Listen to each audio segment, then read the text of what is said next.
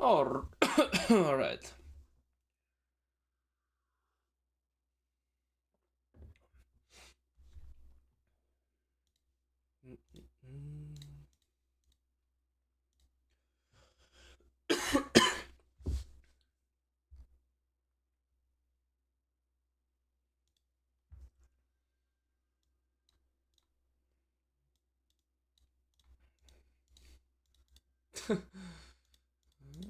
What? This guy. Yo, morning. I think I want to play a game of Cho'Gath. One more. Ah. Okay, let's go. We play this setup one a day. Morning. I walked through my thought process to why I pick Cho'Gath. Today, I mainly want to play Urgot or Cho'Gath.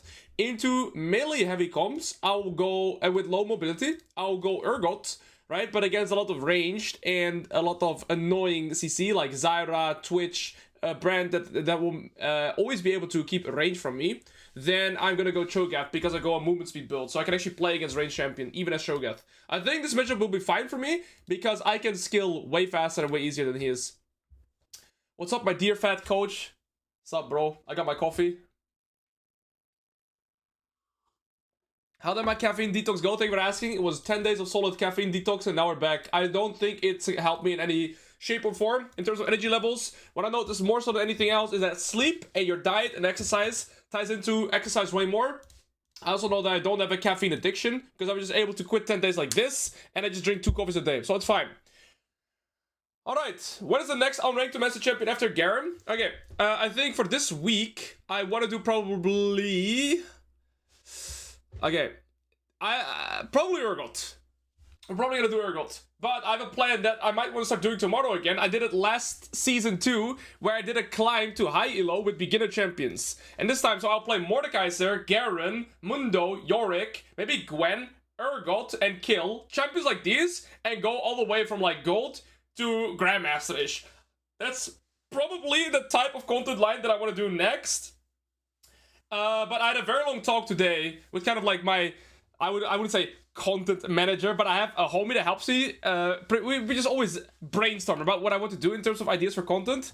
So I'm basically cooking. But for now, I want to play the Cho'Gath build. I'm gonna walk you guys through everything in this game, and I really want to try and get back to doing full education over my game. So let's look in for that. So the things I'm seeing this game. I'm actually going to turn the music a little bit softer because it's a little bit distracting for me. But then it's pretty soft. I mean, it's better.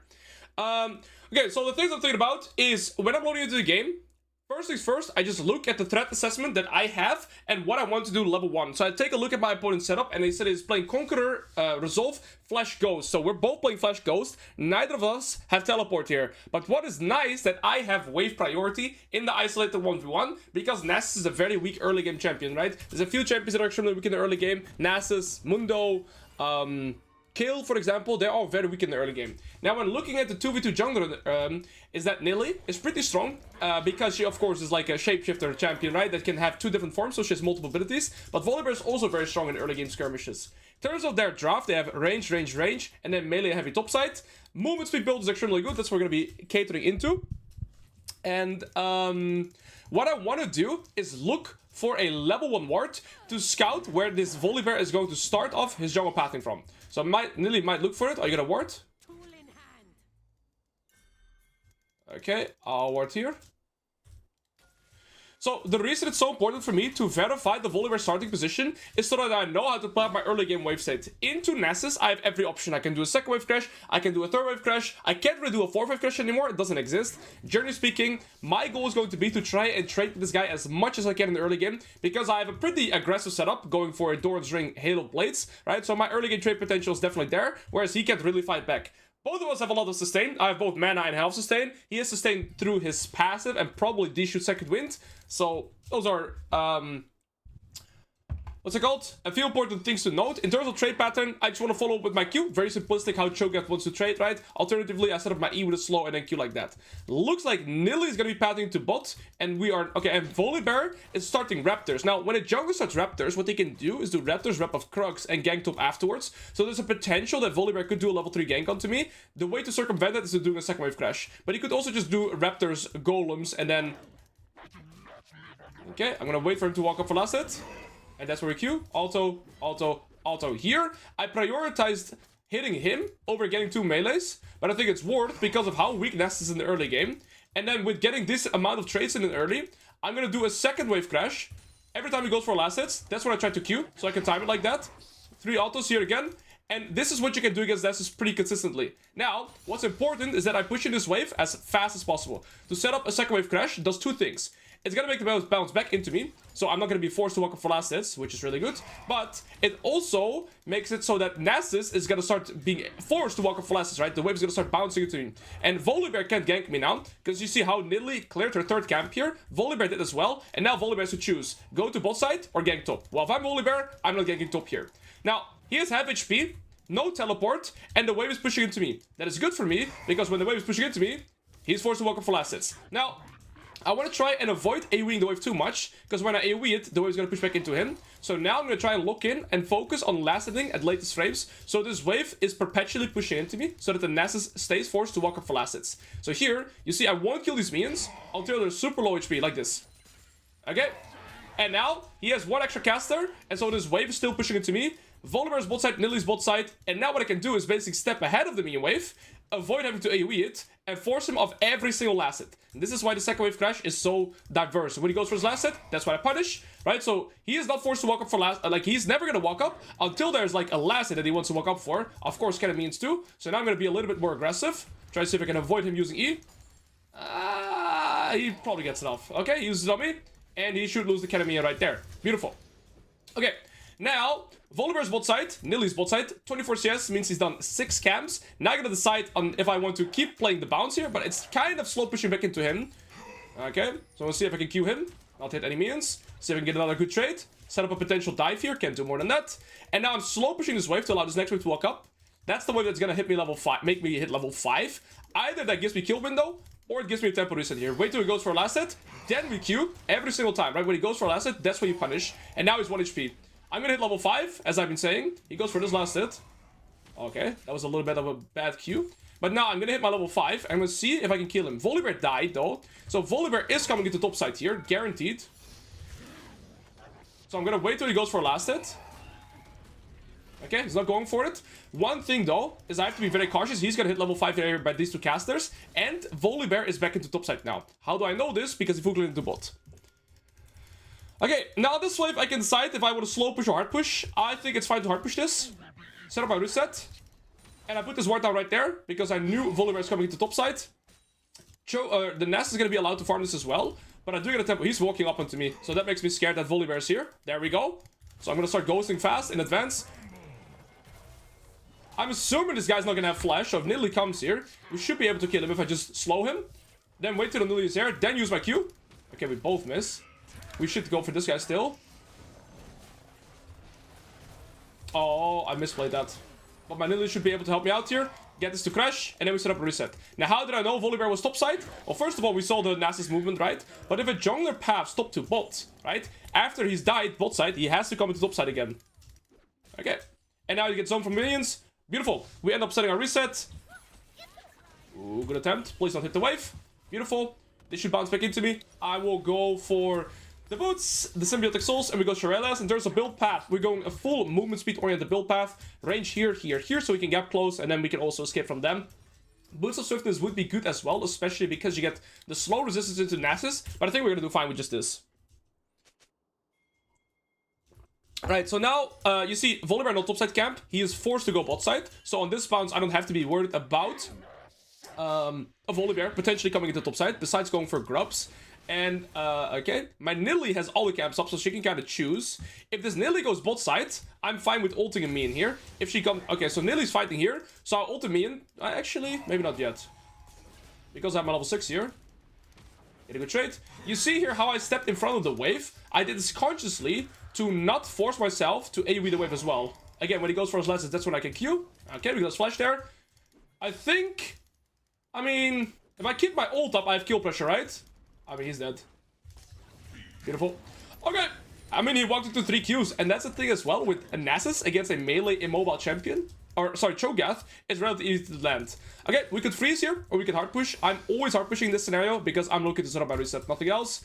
And otherwise, I would have probably kept my, what's it called? Kept my ult for a grub stack. Now, I recall, don't stay for the plate, because it doesn't change my recall. I just get, I'll stay for this. And now we're just gonna stack our ult. Also, you can get maximum 6 stacks on minions. So you see here when you shift click over it, current minion is 0 out of 6. We need to get 6 from minions, but if you get kills or neutral objectives like Herald, Dragons, a grub, or anything like that, you get a stack from that as well. So I'm just ping, can you wait for a grub stack on R? Very big. When you're level 7 with Cho'Gath, your Q actually one-shots casters. So what I'm gonna do here is slow push this wave, allow this next minion wave to walk up. That's the one I will hard push. So I'm not looking to go for kill pressure here, because we're gonna play for grubs. Nasus also walking forward, and we're making a pull. Okay, we are gonna go for grubs here by the looks of it. Okay, I'll just ult one grub and then move back top. Okay, this 1200 damage. So I'll wait for this one. Wait till it's 1.2k. I'll ult this. Silence him to the changes CC. I mean, he's level 5 to level 6. Beautiful, we get this too. Wave is pushing back into us. My jungler is completely destroying theirs. I mean, looks like game over. When he goes for last hits, that's when we Q. So wait till he walks up. Okay, perfect. Yeah, I'm gonna try and do full educational again. Because it's been a while. I mean, if you don't like it, then don't watch, right? It's a full educational stream today. W back second, not E. Same thing here. I'm gonna actually stop hard pushing too. Oh, wait till it goes. See, I'm always trying to set up my waves states ahead with either recalls. So here I see this next wave. I probably want to ult. And if I want to set up a tempo base, I can either look to hard push this as fast as possible and insta reset, or I slow push this wave, hard push next. I think here, actually I might even look for kill pressure because he's gonna go here. He doesn't know that I've stayed. If I set up a Q here on this last hit, I get my W. He doesn't get the resistances. He only gets resistance when he ults. Okay. He's dead here with Ghost. He can't escape me. He can escape me as Ghost as well. Unfortunate. Okay, next wave is here. I'm going to prioritize my ult on the cannon. And this guy's to choose stay or recall. Because my boots give me tempo recall, I want to stay for 1 plate maximum. Also because we need 1k gold for this, so it's even good to stay, right? It's good to overstay tempo a little bit to complete my item here. The plate will grant me it. And then we set up our base. Okay. And again, we get our fast recall. We don't have to stay for more than this. Beautiful.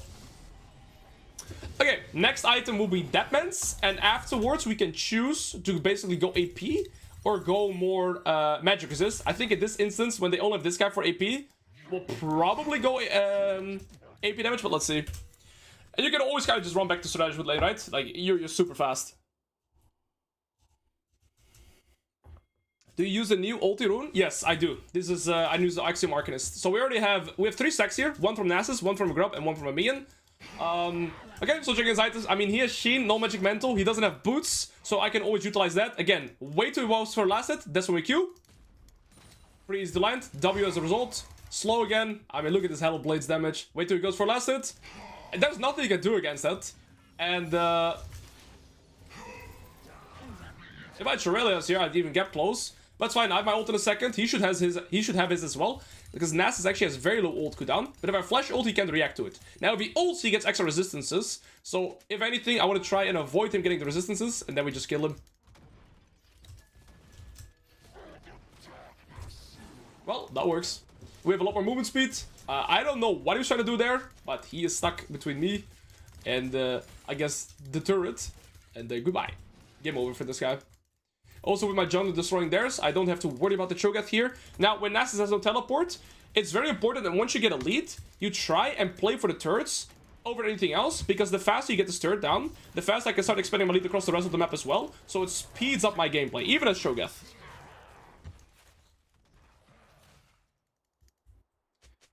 Okay, multiple options here. Next item will be Deadman's. Trying to think of my... I don't know. He's just coming back to lane. He has tier 1 boots now. I think he knows that he movement speed. But I can pretty much tempo chop him every time. He walks in a straight line. Nothing you can do about this. W. Oh. Okay, now we just kite. Because he's ulting, right? All we have to do is kite. Wait, I walked in the bush twice. He couldn't W me. Poor guy. He goes for last hit. Okay, this time he walked around. See, what this guy is doing wrong the entire game is he walks in a straight line to me every time. He's never, like... kind of jiggle clicking, right? Like going for it, kind of faking his intention. He's pretty much just straight up walking to it. I'm gonna movement speed with him. Okay. Okay, Darius... Oh, I did for 20 damage. Okay, I don't think I'll have kill pressure, so I ult this. Volibear bot, so I can do these scenarios instead. It's just pushing the wave. I can proxy next wave because Volibear is dead. He has no ult. There's no drawback. And then I gain tempo for the grubs as well. Potentially another ult stack. We're good spot. No, I played this Cho'Gath build for the first time yesterday, but it feels very good. And I feel like, usually as Cho'Gath, the big drawback that you have is that you can get prio in a lot of matchups. But with this setup, you can contest priority and you can be aggressive and defensive. If you're losing lane, you can just perma recall with these boots and be fine. If you're winning, I mean, you see how oppressive it is, right? Okay, I'm gonna have to kite with my Q here. Try and get the means too. I guess it was safe to... Oh. I'm a griefer.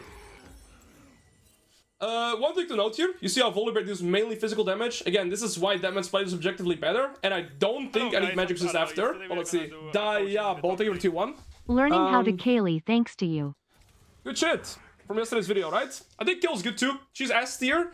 I think in bronze, silver, gold, platinum, emerald, and diamond even. Massa plus, she becomes harder, but Kayle up until Massa is one of the best champions right now. Okay, that was my bad though. I kind of stopped thinking about my game plan here. To be fair, when I look at Tab, the only potential win condition they have this game is the Zara with 4 kills, and then the Twitch, right? So I can already think about itemizing against them. Most important, I just build movement speed against his ranged champion as an immobile champion like Cho. And I don't necessarily need to kill this Nasus to expand my lead. Again, as I was saying earlier, it's more important that I keep up my progression and basically avoid training equal resources. Equal resources would be, I get a wave, he gets a wave. I get a wave, he gets a wave. But I can always push the wave because I'm stronger and look for plates, or push the wave and proxy and like get jungle camps or roam. Stuff like this, right? So as long as I am consciously looking to expand my lead, not only through kills, I will stay ahead here. Because if I'm 2k gold ahead, but I farm more, eventually I'm 2.2k gold ahead, 2.5k gold ahead, right? And, well, Nasus is on a recall, so we play for his turret. We got bot lane turret too, so mid lane turret is still up.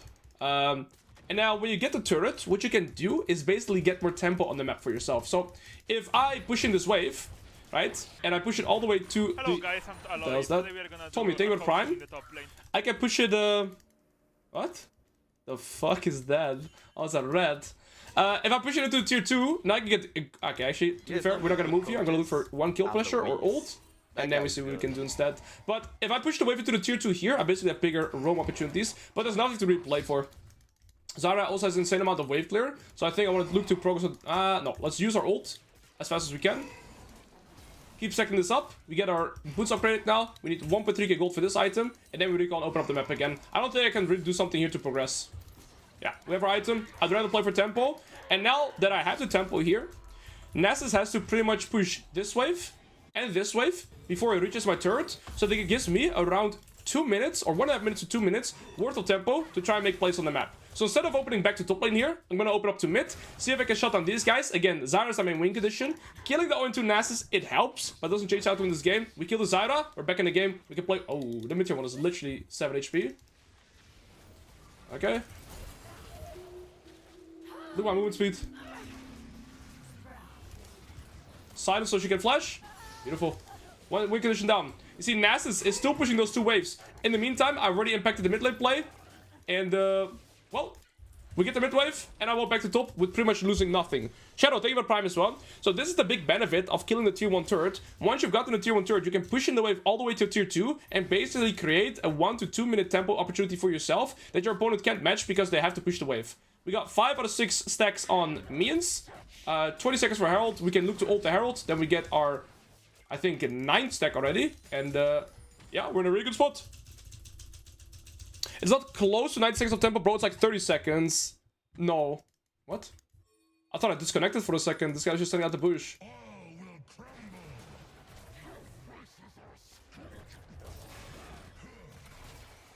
I mean, I have too much movement speed, right? So it's hard for him to keep gap closing onto me. Look at my movement speed. That's why movement speed is one of the most broken stats. I legit just walk out of it. Like, I have 500. Him with Q has lower movement speed than me. That's why this build is just so unreal. And it makes it so much easier for me to reliably let my abilities too. Look, I just keep gap closing to him super easily. And I can kind of wait for him so easily as well. It's just this. Okay, but I can't hit my abilities. That'd be the next step, I guess. And I didn't get the Herald now, so we need this. Beautiful! We get 9 stacks, ultimately. this game's just over. Like, their jungle is weak. Only their bot lane and this guy are weak, like somewhat strong, but we're still stronger. So they just don't really have a win condition. And yeah, movement speed is one of the most broken stats in the game. Again, Cloud Soul has one of the highest win conditions, and I think it's very clear why this build feels so ridiculously strong. Okay. I don't think I can die. The Nasus W is still there. Okay, I have to ghost here. Look at my movement speed. Oh, flash W. Oh shit. I dodged the Bard Q. It's crazy that I live here, by the way, against a Nasus with Ghost and a Bard, with this movement speed too. But again, movement speed is the most broken stat in the game. Now, I actually talked with Patu earlier. Apparently, upgrading these boots is really good, because you get 10 movement speed out of combat, and I don't think we need more damage, so I actually will opt for magic resist here. I'll go for this item next, and then Lich Bane for more movement speed. I mean, let's see how much movement speed I have out of combat now. Alright, we have a 523 movement speed. Look at this. Look how fast I have as Cho'Gath. I can put Trundle shoe. 600 movement speed here. I just left lane. I'm already back. And the worst part about this build is that if somebody face checks me, I one-shot them, by the way. And health stacking is really broken in the game right now, because there are not a lot of items that deal with health stacking.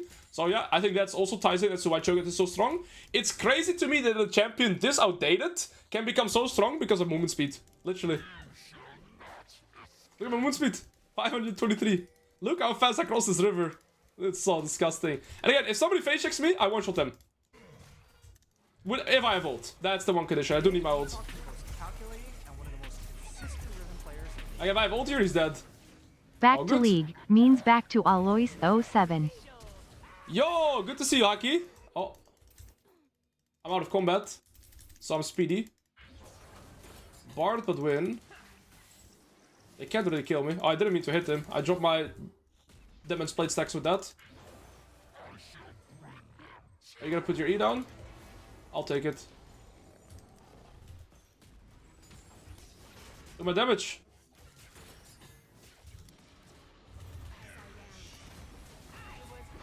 Goodbye. Again, look at my movement speed. Oh wait. I may have killed myself here by going too deep. I walked too deep. I tried to save the Nilly too by going on Twitch, but to be fair, I should just played on Nilly's position and stop the Nasus. I look for the kill on Twitch. That's my bet. Would an E-Max work best with this build? You can perma-stock E on 2-second cooldown. I could try, but I think the W gives you more one-shot potential. And look, when you have 5 points on your W, your silence duration is 2 seconds, which is disgusting and AoE. Like, if you are in a team fight and you do like a fight, like multiple men, sorry, Q or multiple men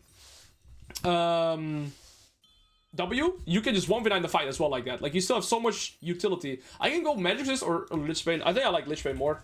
The reason I think Lich Bane is better here is because tankiness is not necessarily going to make me that much stronger. Whereas Lich Bane is going to allow me to one-shot this guy, probably not this guy, but it will give me more kill pressure for sure. Check Nasus Q. What is that? 350. That's a little below average, I would say. Like, 400 is a good benchmark at minute 20. I want to see if I can ult Atakan. Also, what's nice about this build is you one-shot waves. Like, a wave is one-shot. At level 7, so 4 points in Q, you can start one-shotting casters with it. We did 1400 damage, so I want to make sure I can ult this. To be fair, already I have 11 stacks at this point is ridiculous too. Like, you shouldn't have this many stacks at this point. But it's also because my jungle is winning, so I can ult the Grubs, I can ult the Herald, I can ult Atakans, right? Beautiful. They will collect the roses for me.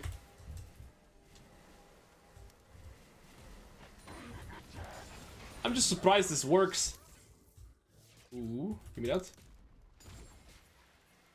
Oh, that's a lot of roses extra. That's a lot of roses. It's good. What is this build? No, dude. What's his name? Kerberos is actually Challenger playing the Cho'Gath build right now, by the way. He got Challenger with this build. Like, it's not a troll build. It's actually, like, a build that people play right now. Fast as fuck roach build. Yeah, that's pretty much it. I feel like Cho'Gath is one of those champions that just gets chefed around the most, because last season I was playing Trinity Force Warmog's Cho'Gath, then I was playing Warmog's Broiler Kung Cho'Gath, and now I'm playing whatever this is. But I'm not complaining. It's fun. It's just weird that a champion, again, so outdated as Cho'Gath, somehow gets value by just getting the most random builds. Also, you know the site from Patu, Coachless? I actually went over, like, he showed me today, like, the stats of this build. For example, Symbiotic Shoes, upgraded, like, tier 3, are actually really good on him. And, this item is insane high win rate. Damage plate is high win rate. Another item I didn't consider too much yet. This also has a really high win rate, because Void Infusion, 2% of your bonus health, you gain ability power. So I should try Riftmaker as well, honestly. I haven't tried Riftmaker yet. But there's a lot of good items on this build. Also, again, I can pretty much one-shot anybody. Okay. I wanted to go for another guy, not the Zyra. I just walk out of his queue. Oh, let me ult. Yo, better than Nami, thank you. Morning Alois. Kitty review? Sure. I actually want to show you guys a picture of my cat as well today. It's funny. He was drinking water in a very special manner. Well, it wasn't today. It's an older picture, but it's funny as fuck. My brother sent it to me. Alright, I mean, we haven't done much. My team is kind of just stomping the map like this guy's taking over. But level 16, I mean, I one-shot literally anything. I could one-shot people at half their health with Execute. Also with Axiom Arcanist. I'm curious to see if Riot is gonna nerf this build. Underrated, that's how strong I believe it is. Like, not even trolling. Not even trolling. Look at this execution range. I get close because of my movement speed. I would execute him so high HP here. Let's have his health. 1100 true damage. Goodbye. Let's Garen ult, but on 40 seconds cooldown. Look at the utility. I have silences, knockups, movement speed for my team. Disgusting build it is. Nice. Yeah. I definitely want to get better at the setup. Banger. Do you have 6 min stacks? I did.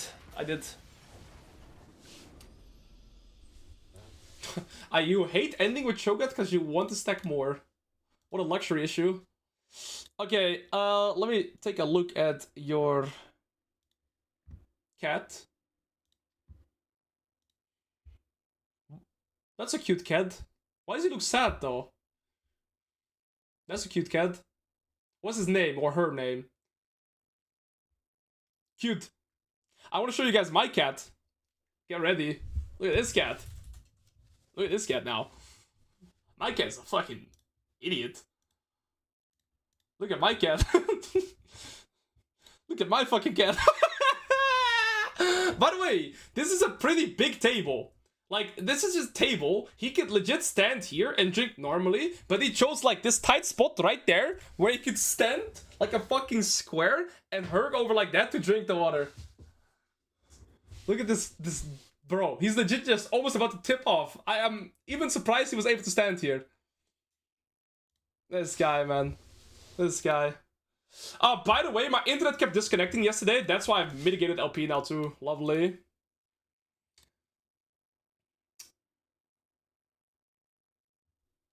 Man. Cats are a different kind of breed. Yo, Johnny. Alright, guys. I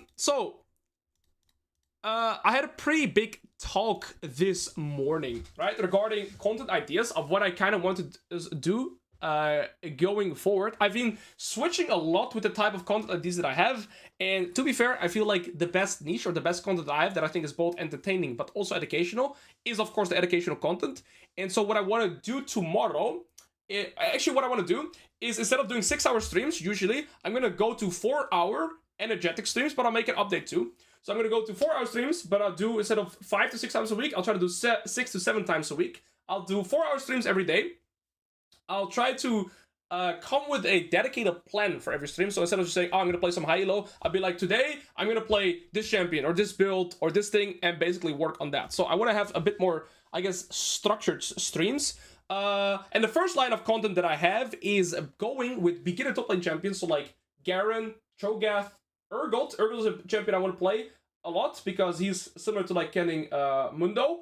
Urgot, Mordekaiser. I want to go basically from unranked to Grandmaster again, similar to I did last split. Fix the lighting in your room for content. The Harlem clouds are too strong. I think it's fine. Lighting is fine. Okay, so I'll walk you guys through my draft ID here as well. To be fair, I shouldn't switch with mid. I probably should switch with bot lane. When you are blue side, we are blue side here because we have first pick. Well, basically, you're very often going to have to bind pick as a top laner. The champion that I like to ban is Renekton. The reason I ban this champion is just because every champion that you play will almost struggle into Renekton in the early game unless you play like Olaf, Darius type champion. What's the kill OP setup? The kill setup is you go this room page for kill, and you basically go this with celerity. You go boots of swiftness. You go. I mean, watch my video yesterday on YouTube. There's that, and I'll basically run you guys through my ideas on draft. The two champions I want to play today, so I'm a little bit limited, or three champions, is Kill, Urgot, Cho. I'll go Cho'Gath into a lot of range champions. I can go Kill into free scaling matchups, and I can go Urgot into the more heavy melee comp. So those are kind of why I select these two champions today. We have, I guess, we can adapt to the draft scenarios that we're given, and I'll run you guys through my thoughts. So I'm already seeing an AP mid, so there's already that.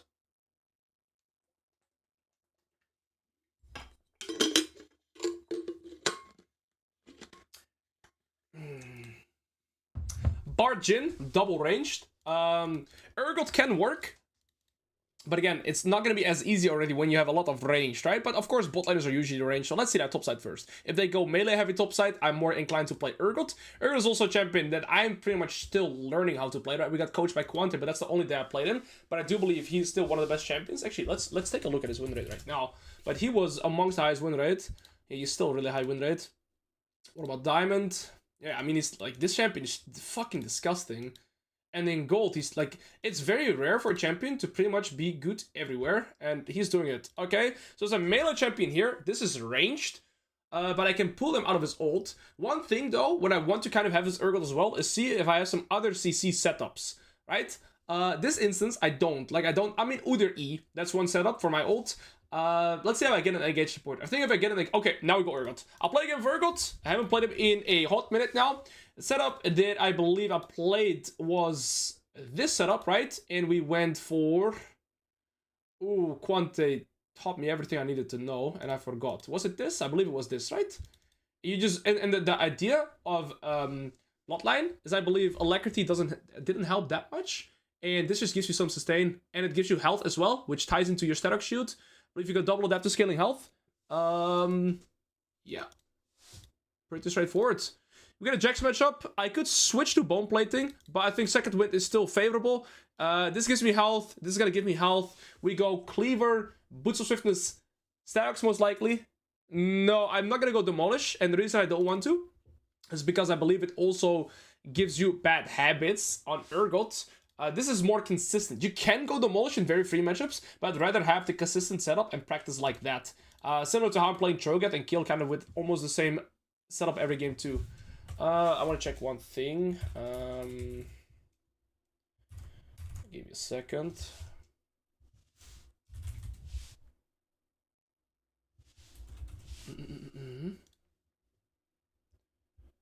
I think on Cosmic Drive kills second item. I haven't tried it, so I'm not entirely sure. Okay, so I'm gonna run you guys through everything that I know about Urgot. Let's play some music. So in terms of draft assessment here, we're playing against a melee solo laners, right? So both are solo laners here are gonna be melee, which is beneficial for me as a champion. What I always look at in the 2v2 topside early game is first things first, I want to scout what my opponent is running. He's playing with Grasp, Inspiration, Flash, Teleport, right? It's important to always take a look. Oh, wait. Sorry, I didn't read the message. Is I'll get there later. I want to walk through this game. Sorry, I read it after the game. So, you could play a similar matchup, let's say Jax, right? But they could have a Lethal Temple Flash Ignite setup, they could have a Grasp Teleport setup, they could have a D-Shoot or D-Blade start. So it's always important to look at their runes, look at the summoners, and look at their item start, but you can of course only do that when we get into the lane. And then I just approach the 2v2 early game topside from the draft too. Both Udyr and Kindred are pretty... like, they like to farm, both of them, but they want to play skirmish intensive as well around the Kindred marks mostly, right? So Scuttle of the first mark is either going to be top side or bot side. And so depending on that, we can see if there's going to be early skirmishes around the river. Another thing that I want to already start thinking about is they do have a range here. Whenever... see, the hardest thing for Urgot is to try and reliably gap close to your opponent. So Boots of Swiftness to me already goes up in priority here a lot. And then the last thing I basically want to do is figure out if I should contest the priority level 1, yes or no. Now, Urgot is really, really strong, level 1 to level 3, but there's one downside, and that is the fact that Jax, of course, has his E to block all my auto attacks. So both Jax and Urgot are pretty strong here, and so it's gonna be more skill-oriented. To be fair, I will say this as well. I have never played this matchup, and I have played it, I believe, twice from Jack's side, or maybe 3 times, but I have very little knowledge in this matchup too. So, I don't know necessarily how I want to, like, what the trade windows are, what the kill windows are. I just know the identity of my champion. And what I know about Urgot is that I'm extremely strong level 1 to level 3. And then I spike really, really hard at level 9 again. Because at level 9, my W is basically a toggle that I can always turn on and off. That is kind of my identity heading into the laning phase. I'm going to check the junglers, and my idea will still be to try and utilize my level 1 strength. I have PTA D-Blade, he has Grasp D-Shield, right? So it's a much weaker setup in terms of skirmish potential, but he will out-sustain me more. Let's say we take an equal health trade, he has Doran Shield to sustain, he probably has Second Wind, and I have D-Blade and Second Wind. So there's that. Level 1, I can always use my shield also as like the damage, but also shield. So that's why my level 1 traits are very, very strong. The account that we're playing on in terms of rank right now is Diamond Master. I think the Jax is a Master top laner. Alright, so we're gonna look... okay, also looks like my Udyr starting here. Okay, he might trade with the Jax here. Okay, and there's a Kindred too. Jax E-start. I don't think I agree with the flash there. I have multiple options here. I could basically just let the wave be frozen in center or hit it a little bit. I'm gonna hit once. I probably should do it with a back leg, so I keep my frontal leg. After I did the auto attack, I noticed it. And I just do one auto attack, so not all the minions drop to 1 HP at the same time. Find the man. Okay. Piggy. Yo, what's up, Mr. Phoenix?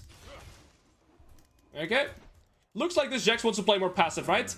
Kindred started red buff, probably doing Krugs and pathing to bot. Same thing for my Urgot, for my Udyr rather. So both junglers pathing bot. And in that regard, we're playing in a neutral position. I am just gonna be slow pushing and playing with the wave. Probably should have looked to deny that last hit. And Kindred is going to bot side. Perfect, verified that. I'm gonna slow push the wave here, just doing a third wave crash, which is kind of neutralizing, but it's fine. I want to see if I can deny some of his melee last hits onto him. This one would die to the turret. Beautiful, he can get that one, I can contest it. And basically do somewhat of an awkward crash here, that whenever he walks up, I can look to hit him, punish him a little bit. And whilst maintaining high CS as well. I didn't get the opportunity to look for level 1 to level 3 trades. And now, my main mentality is just try to see if I can just farm well. Oh, well, we already messed up. Okay, we got 14 out of 18, not the worst, not the best. And both turns are battling bots, so I'm not scared. I don't have to use my ward here because I already know that Kindred is not here anymore. And, well... now just basically play slow, look to play with the wave state, and try to see if I can set up a reset here where I get tempo. If you want to get a tempo reset, it will usually be slow push into hard push. So I'll look to contest priority here, right? I'm not going to just let him push into me. Look to play with my frontal legs whenever I can. And then slow push this wave, hard push next wave, set up a reset. Something like that. Then I should get my pickaxe as well. Potentially even proxy farm, but Urgot is not the best proxy champion.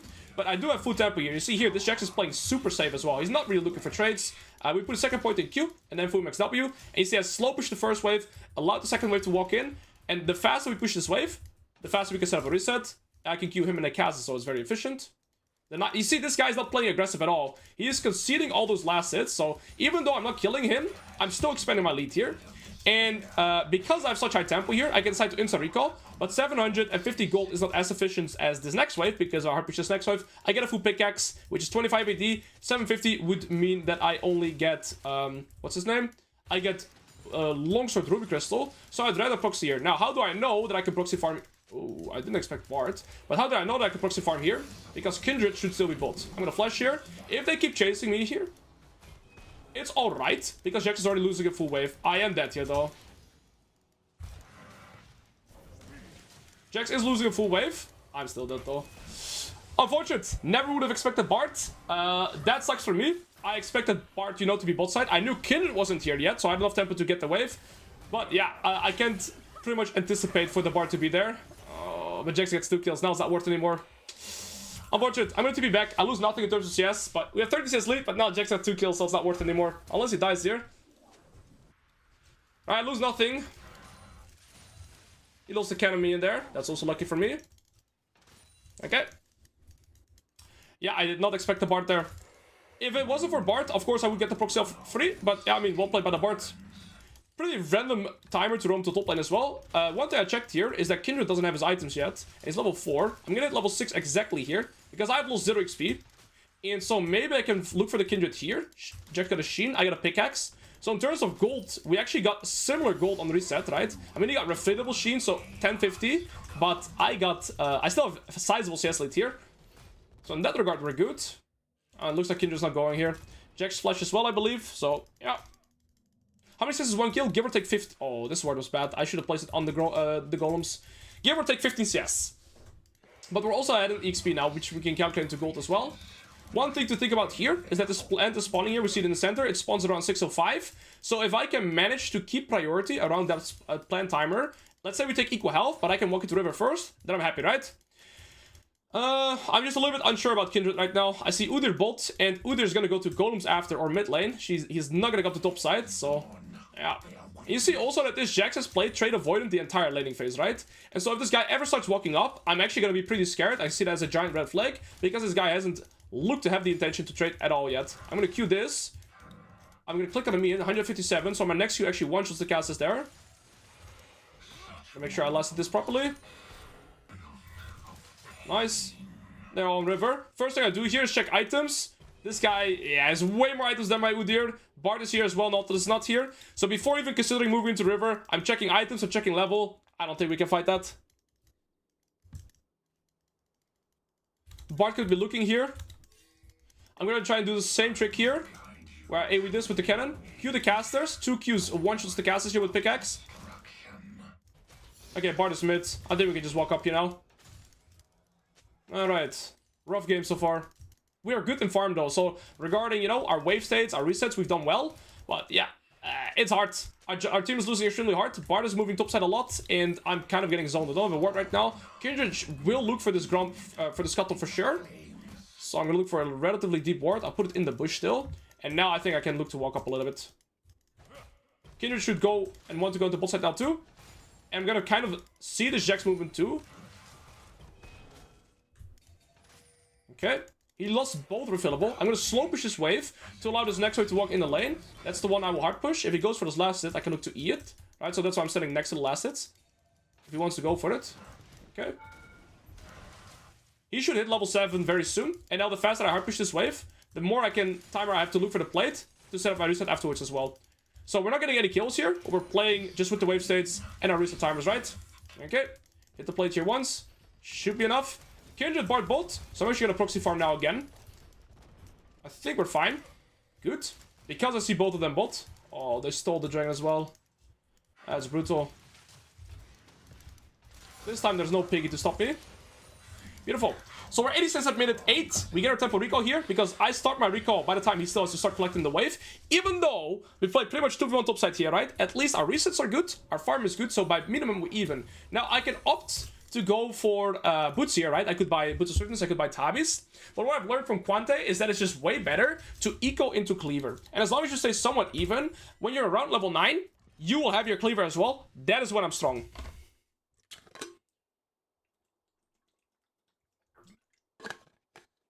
Alright. Even though Jayce has 2 kills, we have a plate and 22 CS lead. Also because this Jayce has played completely trade avoidant. And I've been able to decide the wave states. Again, here, when I get back, I make a plan. I'm going to slow push this wave. hard push this wave, get the wave to crash, and I want to try and eco towards Cleaver as fast as possible. These components, I'm relatively strong, but once I have my full item, I'm twice as strong, right? So I want to try and get to it as a second item ASAP. He's got Phage as well, and I will have my Cleaver faster than he has Trinity Force, and then we should be in a good spot.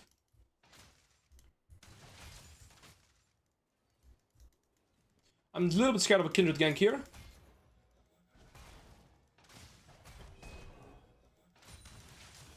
See how this guy's walking up? I'm a little bit scared. This guy hasn't done any aggressive trades yet. So I feel like Kindred is here. Nasus is here too. Okay, Kindred wasn't here. That's fine. If I get this wave and I get every minion, I have my Cleaver. And then I'll just set up my reset. I didn't know if Kindred was there or not. And so my idea here is, the risk to reward is too low because I'm about to get Cleaver and my level 9. So I'd rather play for that instead of flipping the all in there. If I... Oh. He's AFK. Well, I would have loved to play this game. Now we're finally strong. Now I'm finally at my spike. I'm level 9 now with my... Like, I could genuinely carry this game. Like, we would actually win this game, I think.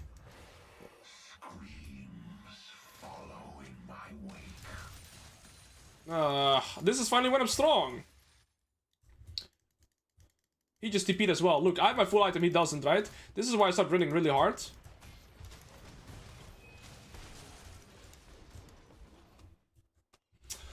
Well, I hope you guys learned about the early laning phase, right? I mean, we didn't really get to play past that, but we utilized our level 1 to level 3 strength to decide the early wave states. That led into a tempo recall with a proxy, and that led into, even though the Jayce got 2 kills, we were in a fine spot, but we couldn't really do much because our jungle with AFK. Oh. This guy didn't AFK, bro. This guy just alt-a-fort straight up. This guy did not want to play the game. Well, I hope you guys still learned from early laning phase. I still think it was super educational. And what's interesting to see, right, is, and this is what I tell my students every single game. It's like, when people play League of Legends, when people play top lane, it's super easy to think that kills is what gets you gold, and kills is what gets you ahead, right? But if I were to order, like, the important, and this is super important for every solo laner should know these 3 steps. The skills that you need to master in order to get good is last hitting first, then champion mastery, and then your fundamentals. Why is last hitting so important? Because all the resources come from laning, like, come from that, right? See, this Jax got 2 kills, remember? And I had a CS lead. I'm actually ahead in gold here. Even though this guy was 2-0, people were asking me, right, who has more gold? Look at this. It's so important to start seeing top lane, or the game in general, through the lens of resources, like CS, plates, EXP, and that being your core goal, instead of looking to play for kills. So, a champion that I see very often, to the lower MOS, for example, is Darius. Now, the reason why Darius and Seth are champions that I coach a lot recently, and what I see more often than not when players play this champion is that they have 7 deaths on average, and they have 6 CS per minute on average. Why? Because they're not looking to play through the lens of farming and using their strong champion to gain good CS lead. They are always looking to play for kills. They play kills into waves instead of waves into kills. And so this game, as you saw very clearly, I was only playing on wave states and setting up good reset, and of course last hitting properly, and then I was always at least even, but in this case, even though this guy was 2-0 up, I was still ahead in gold. Can you read the message out? Yeah, Izzy, Lisa, what was your message? By the way, I forgot to say that Gage the Changer said that you compliment in the interview. Really appreciate the compliment you made this day, so thank you, Mr. Alois Gage Shushu. Aw, that's nice. I mean, he's the GOAT. He's really good. And gotta give credits where it's due. And sharing positivity in general sense is good. With champions like Darius, don't you deny more CS with protecting the wave? Yeah, I mean, a great way to showcase it. For example, right? I'm gonna showcase you guys here what I did in the Cho'Gath game here. But a champion like Darius or Seth can abuse this way harder. So what I mean with playing wave states into kills is that you set up the waves in a manner where your opponent is forced to either go for CS or basically lose the game. Now, because people don't consciously think that the CS lead is a lead that and they only play for kills, their entire gameplay revolves around. Now I'm Cho'Gath, right? Imagine in this position I'm a Darius or a Seth. Just try to visualize it. And what a lot of Darius Seth players do is, again, they only look for kills. So they would look to just all in here, maybe press like WQ, and they hit him, but then the wave would also get AoE'd, and the wave just pushes back towards the Nasus, right? What I'm doing here is making the wave push into me, but in this instance, I'm a Cho'Gath, right? I can't punish as hard. But I'm always playing waves into kills, and so from Nasus' perspective, when this wave pushes into me, I can build a gradual CS lead, and I'm happy with that, but most players aren't. That's why it's so important to play through the lens of getting a CS lead. Does that make sense? At Alois now, I finally reached Platinum yesterday. Do you need some coaching? I'm good. Thank you.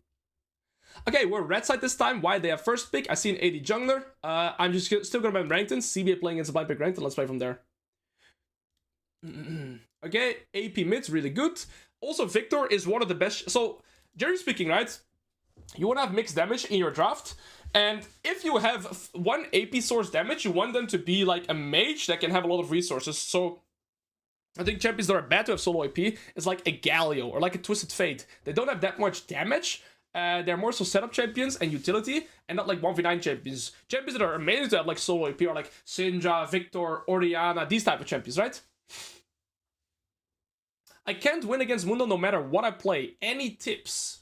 Ooh. See, this is a little bit of a spoiler, but a content idea that I have going forward, okay? And I've said this before already, but I need to look in on it now and be more disciplined. This is also why I'll be streaming 4 hours every day, not 6, so I can have more dedicated content to record other stuff, or dedicated time, is I'm going to make a series, and I want to release one a week, which is called How to Play Against X. So for example, How to Play Against Mundo. And then I basically showcase all his strength, all his weaknesses, and how to consistently beat him. That's my plan. Okay. Yeah, I also think Mundo is abusable still, but he's not like super easy to beat still. Like, if you don't know how to play against him, it can feel really hard. Like, he's just so hard to get through. Okay, so this game, they have... Okay, very interesting draft here. They have full melee top side, and their bottom side is range. What I said is against free scaling matchups, I can either go kill. Kill would be decent here because I can free scale against Tahm Kench. Another champion that I think is amazing here is Garen, because how I feel about Tahm Kench is you pretty much don't want to interact with him or lane against him. You just want to outscale him. Champion I think that I just want to try here more today is going to be Urgot. I think Urgot is my replacement for Mundo at the moment because he is just S tier everywhere. And he has a very simple linear game plan. So I'm going to go cut down here too because he has so much health. I'm going to go toilet real quick, grab some water, and then we go full yapping session this game. So be right back real quick.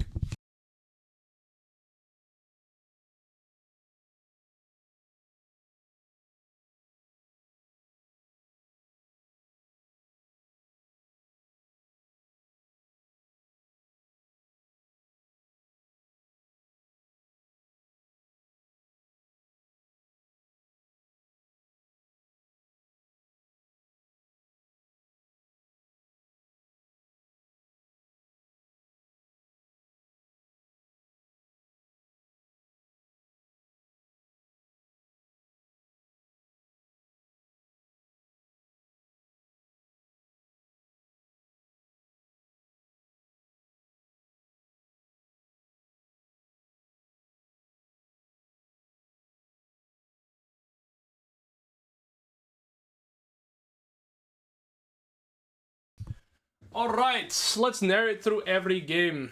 Lekker aap. Ik ben Nederlands, bro. Okay, so, walking through this game plan here. How I want to play... So what is like the strength of Tahm Kench, right? The strength is his 1v1 neutral... Like, he's a neutral... Okay, you know what? Step first. Music. I need music. Then we can focus up. Okay, let's go. That's fucking terrible. That's it. Okay. Then, Tahm Kench, a lot of people get this wrong, but the way I like to play against Tahm Kench is to pretty much not play against him. Why? Because Tahm Kench has a very weak early game. Super important to note. His Q, level 1, deals like 60-70 damage, and he needs multiple points of Q, like level 5, level 7, for it to start hurting, plus pretty much denying you. Okay. I don't want to give him Grasp Stroke, so I guess I'll back off. And, see, 65 damage. It's pretty much negligible. Now, what's the strength of Tahm Kench? He's an amazing neutralizer. He can kill you. Like, he's pretty good in extended fights, especially in, like, level 7 to level 9 range. He spikes really hard and hard steal. What are the downside of Tahm Kench? Oh, sorry, one more benefit. He's insane sustain. Through his E, his D-shoot, probably second wind, and then his Q. So he's a lot of sustain, right? So you want to avoid equal health rates against Tahm Kench. He is bad at wave clearing.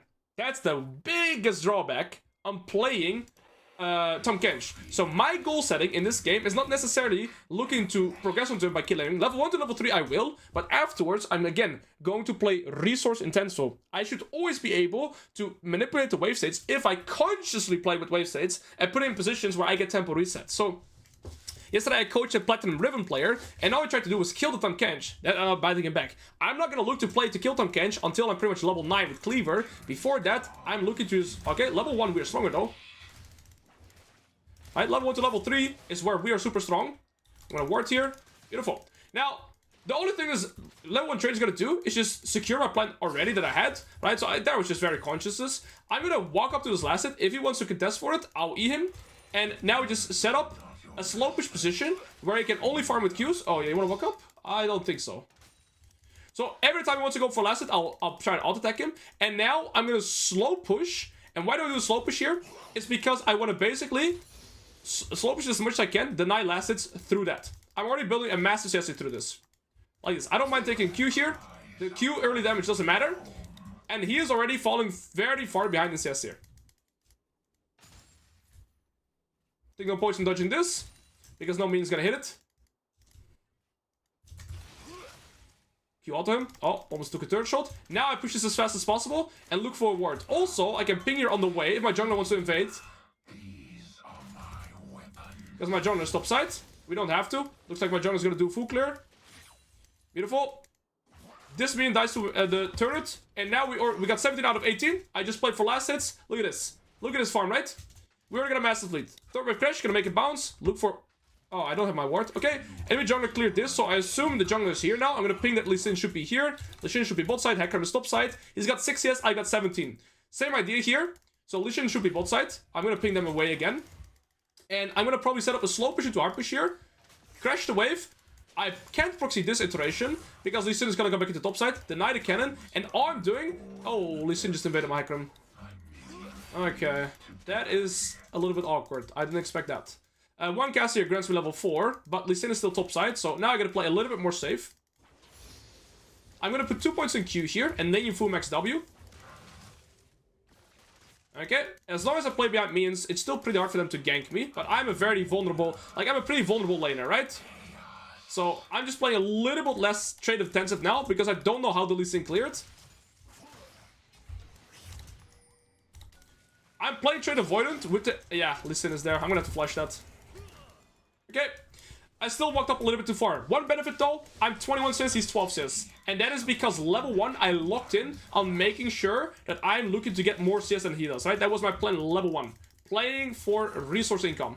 So make that your plan instead of always looking to kill your opponent. But yeah, this iteration, unfortunately I couldn't slow push into hard push. If Lee Sin wasn't there, I could have. But with the added pressure of the Lee Sin potentially being topside, I basically had to concede my plan here and adapt, right? Okay, gotta look in a little bit better on the last hit. Okay, I get 900 gold. That's enough for my pickaxe. I don't have enough pushing power to hard push this in. If I'm like a Riven or maybe like a Cyan, I do. Him not recalling is fine with me. Because Lee Sin should probably go back into bot side. He used E to get close. And he now needs to set up his reset. I can choose to either freeze this or to hard push. I think freezing is completely fine. Oh. Yeah, I'll freeze this. So by freezing this, I'm denying him this wave. I'm denying him this next wave. I can cancel his base once to just be an annoying little piggy. And now he can choose side to stay or recall. If he recalls, he loses the entire wave. That's 100 gold, 6 CS, and we're just gradually expanding our lead through CS here. Again, with Urgot power spikes and power levels, you're extremely strong level 1 to level 3, and then you kind of fall off until you have level 9 and Cleaver, right? So that's why I'm spiking to level 9 and Cleaver as fast as possible. And you just really want to make sure you don't fall behind till then. If you do that, you'll always be strong. Okay, so we have a sizable CS lead. In terms of, let's say, like, if you... I'm gonna walk in a straight line here. Nice. If you factor in gold, about 15 CS is worth a solo kill. So right now, we're up a kill for sure, in terms of gold, right? It looks like I've lost 1 melee worth of XP. And since I have no flash, and I don't know where this is at right now, I think what I should do is slow push this wave. So I am keeping the wave in the center. and then looking to hard push next. So you see here, I'm not looking to play like how do I kill this Urgot. I'm thinking how do I get this wave to reset reliably so I can either get tempo reset or make sure I'm not ganked. Him getting priority also isn't bad. Hecarim is top side, and if I get pushed in, I can't get ganked. Okay, Hecarim is looking. Use E.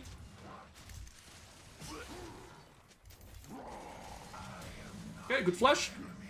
Okay, Lee Sin is there. Lee Sin is level 5 and has a Call of Feuds. I check his items instantly. Okay, I can't win that. What do you want me to do, bro? Oh, I should beat. Oh, that's tricky. 2v2 is just too weak.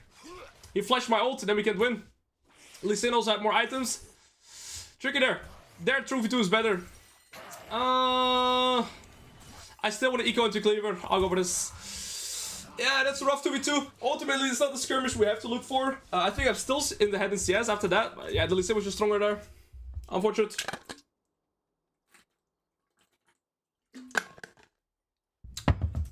I've never played Apex. Field chip.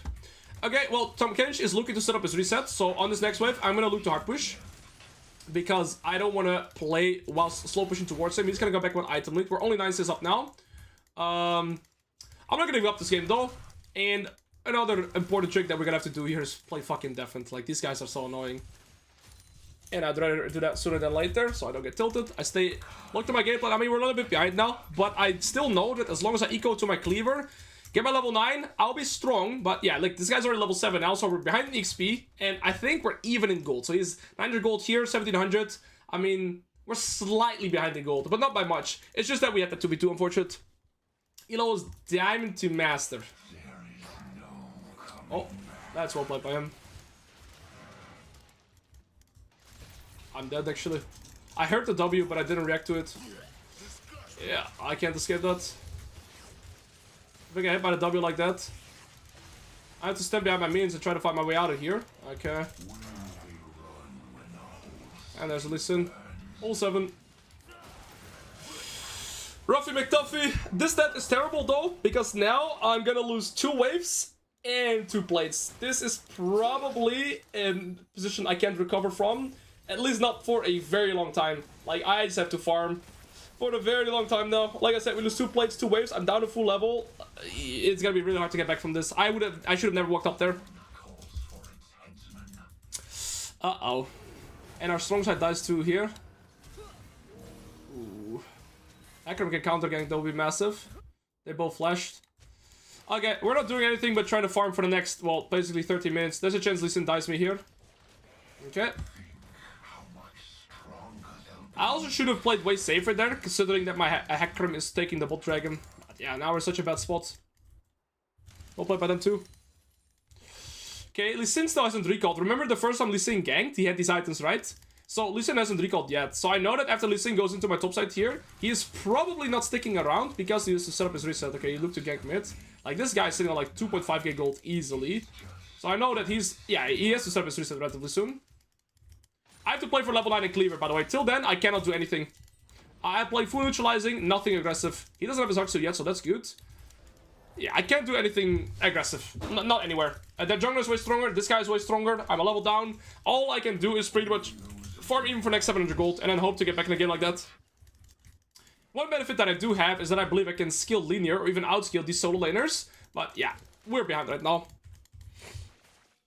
Also, one mentality is that because we're already so far behind, if we just farm even, it's not likely that I'm going to be winning this game, right? I'm definitely going to have to start taking some risk later on, because if we just farm even from this point onwards, they are always going to stay ahead.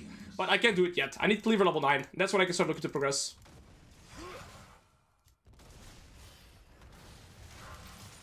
Okay.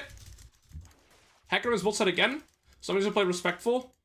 Lee Sin should get a lot of items in base. We're at least getting some kills bot, so we get a potential win condition, which is good. And ultimately, any play top would be bad here. If Hecarim were to look to play for the top, or would want to look for a play top, I would even probably ping him away, because the risk to reward here is too shit. If he Qs me, I could maybe E-flip him into the turret. Okay, I think if he does that one more time in turret range, I could flash E him into the turret. Okay, we got kills bot. Good. 400 gold, and we're gonna be there. I do have flash advantage over him, but yeah, I can't really look to kill him. My Hecarim is full item now. I should be looking for this, man. It's so obvious what he's trying to do. I'm such a fucking idiot. I'm dead. I don't think it's even worth to flash. And Lucida's there too. I'm getting gapped. It's so obvious what he wants to try to do there. I'm such an idiot. To be fair, nah. I could try to outplay the dive, because they were looking to dive as well, but I should never walk up. And now I don't get my cleaver and my level 9 yet again. I'm hinting really hard this game. That's good though. We take the lessons. Enemy team making plays like these though might give us a chance to get back in the game. Oh, bars there too. Could be good. Hacker no ult though. This can be really good. Now it says flash. I gotta wait for CC till I ult. Oh, nice. Okay, we got something. See, the thing is, from their perspective, they have to play risk averse. If enemy team never trade kills here, they will stay ahead, right? If they make risky plays like that, then that also has to go to like top 5.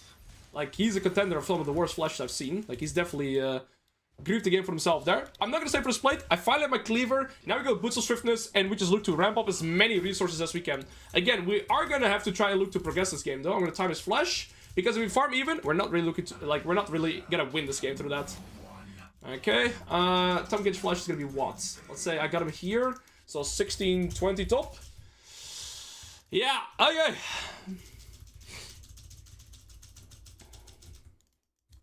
We can still skill into the game. Next item is going to be Sterox for teamfight oriented build.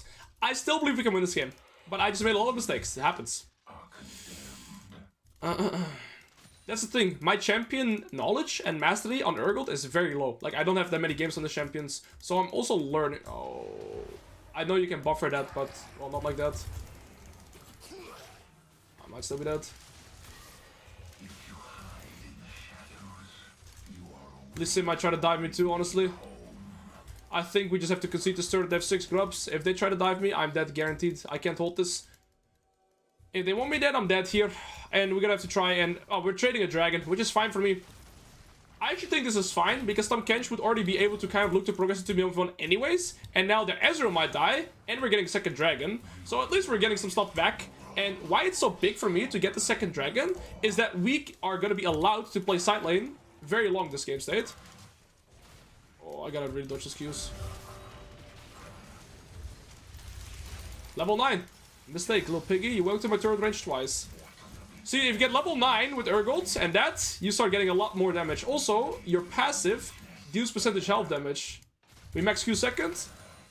Well, now we're back in the game. See, he has to not make mistakes. He made a giant blunder there. This guy is not looking to expand his lead to playing the map. He just looked to kill me. That's this. And that mentality that I was saying, that you play for natural resources, right? Also applies after lane. It's hard to do on Tahm Kench because, yeah, your champion can't really farm side waves. But I don't know what that was. Okay, I don't think we overstay here. The players are going to be gone anyways. I got back in the game through this. I'm going to try and see if I mean, I'm pretty much back into the game as well in terms of XP. And I do skill linear in the regards that if I'm 2 items and this guy's 2 items, I believe I win, especially with Mercs. If this guy's 2 items and I'm 2 items, I should also win. And wait, they got the dragon? What the fuck? Did we not get this dragon? That's sad. Because I was going to say, if we have 2 dragons this game, I don't have to group up that much for team fights because, well, we have 2 dragons, so I can just keep looking to trade for turrets, right? Because we have gotten 0 turrets yet, but it's okay. My Draven's in the game now because Hacker made a lot of bot lane plays, and we're still somewhat relevant in CS. Ultimately, we should have a lot more, but I died 3 times. Yeah, we lost the dragon. I didn't pay attention. All good though. I'm too scared to walk up here. Lee Sin and Tahm Kench can kill me super easily, so I think here I could hover into midwave or wait to see what Tahm Kench does. I do it level 11 here though. Okay, I'm just gonna go for the wave. Tahm Kench is mid. Beautiful. There's no neutral objective on the map for now. I don't have teleport. I'm not gonna move here. I agree to do auto, 3 auto attacks. Auto, this is the toggle, right? This is what you have to learn to do when you play Urgot. Alright. Let's max some DPS. Alright. I can't do anything about this play. But I can cross map and get my lead up this way. Just sucks that my entire team is dying. If we're trading kills, by the way, it's really good. So we got a 2 for 1 there and we got a turret. Equal trade. Remember, we're 18 and 9 in scoreline. If we're trading equal on the map, it's always good. Also, they're sharing all the XP and gold together. I'm getting solo gold and XP here on the turret and side waves. And Tahm Kench is... Oh, what the fuck? Wait, he's not there anymore? Wait, he wasn't bot side anymore? I'm griefing. I didn't pay attention to my tempo, I guess. I just killed myself. This is terrible. I give him solo queue XP and he gets rewarded for that. I'm such a griefer. I thought he was here. I guess he already recalled. I'm a griefer. I'm just a griefer. I'm just a griefer. I thought he was involved in the play. Well, shit. Unironically, all 4 of my deaths were avoidable. Not a single one has been good. It's okay. I would actually prefer to play bot. I'm gonna say, can I bot? The reason I want to be bot is because I can progress for the bot tier 1. Thank you. I always ask it in a nice manner. And so the reason I want to be bot is because he's level 10 against level 12 Sylas. He loses to Sylas really hard, but I can actually beat him. And he can farm against the Tahm Kench relatively safely, right? So if I can beat this guy, and he can farm safely against this guy, that's a much better lane assignment. Plus I can look to progress on bot tier 1. I used E. My whole team is here. Nice. He's gonna do the flash. Wait for the CC. That's mine. Oh, come on. That's unfortunate, eh? It's okay. That's crazy, actually, that he lived. That would have been so massive. I get my level 12, I get the gold, but it's okay. All good. Not the best game state. Holy moly. Okay, Tahm Kench is gonna match into bot instantly. Well played by him. I'd much rather play against Sylas. Okay, I think I shouldn't go for the third. He has rep off, he can run me down. And I can't escape him, right? And I don't have ult. I have ult, I can fight him. Without ult, I can't. I could move to mid lane here. Why? Because Tahm Kench is to push this wave and this wave before I'd have to collect in the tier 2. So I get a tempo timer here on the mid tier 1. Alright. With all the devs, we are at least still somewhat relevant to CS. Okay, yeah. I don't think we can do anything here. Okay, this guy still doesn't have flash. And now I collect bot, right? We lost nothing because Tahm Kench is pushing. We shouldn't go in here. I mean, this Nautilus literally jumped in.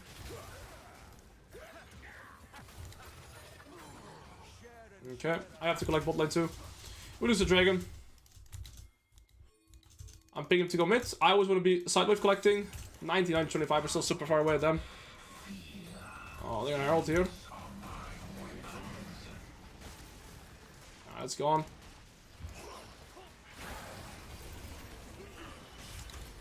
Nope. One more ult and I would have been dead. Oh, well, there we go, we are dead. Ruffy McTuffy, bro. I didn't play a good game at all. I made too many bad moves and too many bad turns. I mute people again. I'm not the only... Holy shit. They got grip backs. What a game. We're still fine, but they're just progressing the game so fast. They're just winning on one single herald. It's a little crazy. Akram is also here behind. Why is he not going on then? They're all 1 HP, bro. Crazy. Rough game. Garen, this game would have been better. Urgot's completely fine, bro. I just griefed. I think my mistakes were also very clear, though. Yeah, didn't stick with my game plan of farming, and I mean, then this game just turned into a mess. I had some unnecessary death, but I learned.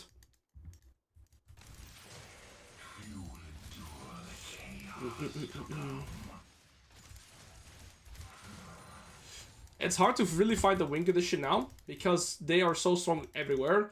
Plus, Atakan is spawning soon. It's really hard to contest that. I don't have my idle spikes before that. I don't really know how to play the game here. If anything, we just play reactive. We can't do anything proactive. We just look to trade kills. If we can trade kills even, that can put us in a pretty... Oh, I had the max rank Q there, my bad. But that can put us in a decent spot. I need to get to my Sterox, and yeah, pretty much we have to play with numbers. If we do that, we have a fighting chance. If not, we just always lose. If it's 5v5, we always lose, right? If we can get a pick though, then, I mean, we have a fighting chance. The good thing about Urgot ult is that I can really try and turn around a team fight pretty hard, but we need to always kill the first target then. At least I'm good at farming these things with my passive.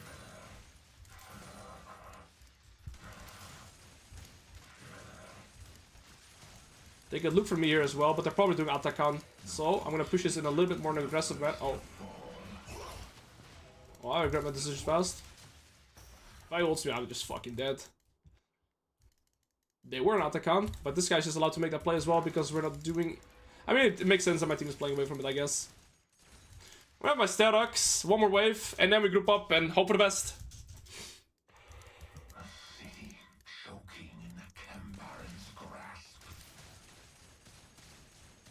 The Sin is looking here. They're all coming top side.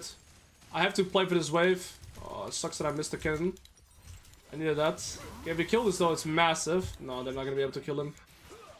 I'm gonna keep pushing here. My team is already dead. Even if I join, they have to just try and trade as many kills as they can. But I'm gonna push here, see if I can get the bot tier 1 turret. Even if I move to that fight, I'm already gonna be too late.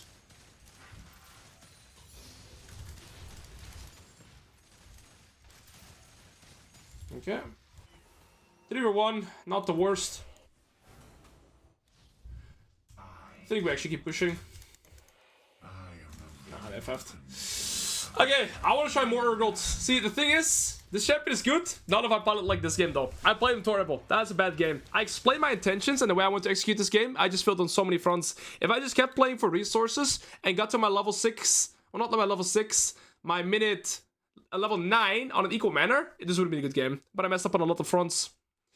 My bad. I'll move on. Alright. I still have very little amount of Urgot games too.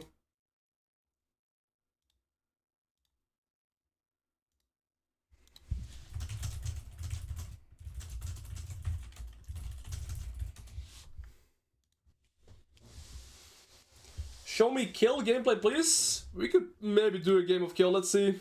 Thank you. Good to see you, Tommy.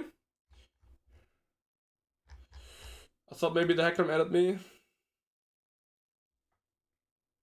Yes, this will be on YouTube, but probably the VOD channel. Like these terrible games, they probably will go on the main channel, but we put them on the VOD channel. Yo, Rafik, send me open G, bro. Can I turn the music up a little bit? Yes, sir. Then I just turn my microphone down. Because it distracts me otherwise. There we go. I'm gonna try and get last pick because we're red side. Okay, support was last pick. I mean, no point in swapping them. Alright, Rafix. Urgot main. My goat. See, Rafix, I think that you should be able to improve the CS number a lot more. I fear, but you can tell me if that's correct or not, that you are not farming enough on your champion. We're gonna ban Rankton. I believe that you are not farming enough on your champion. And I think that's hindering you the most out of anything else. Your average skills is extremely high. 8, really well done. Your average depth is 5 is somewhat on the higher end, but it's not ultra high. I think really what you need to look in on to start getting more consistent is really those CS numbers. In laning phase and mid to late as well. Kind of the mentality that I tried to apply last game but failed. I think if you do that properly, Urgot should be able to get very high resource income, and then you're going to be stronger every single game. I'll try and do another Urgot game today where I do it more reliable. Hello is Wukong good top lane character. He is fine, yeah. I haven't tried him too much myself, but he is strong right now. He's definitely strong. I don't know what else to say, Rafix. I like that you're one trick, by the way, but it looks like you've kind of been playing around the same MMR for a long time. And so if you start, instead of playing for kills only, start playing for more CS resources and going like that, I think you improve much, much faster.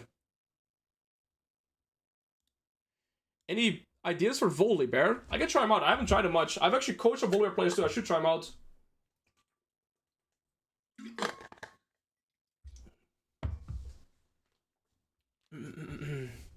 I'll write it down. I'll write down. Ooh, Darius. Darius Zek. Is Riven Jungle viable? Not really. I'll write down Volibear. Volley. Okay, what do we play here? Do we go kill? A game of kill? I'm down for a game of kill. Oh, we already have AP jungle though. I'll get 80 mid. I think this is fine. This matchup is unplayable early game, and then it gets pretty good for me. I think we match Ghost in this matchup. And yeah, pre-6, really hard. After 6, really easy.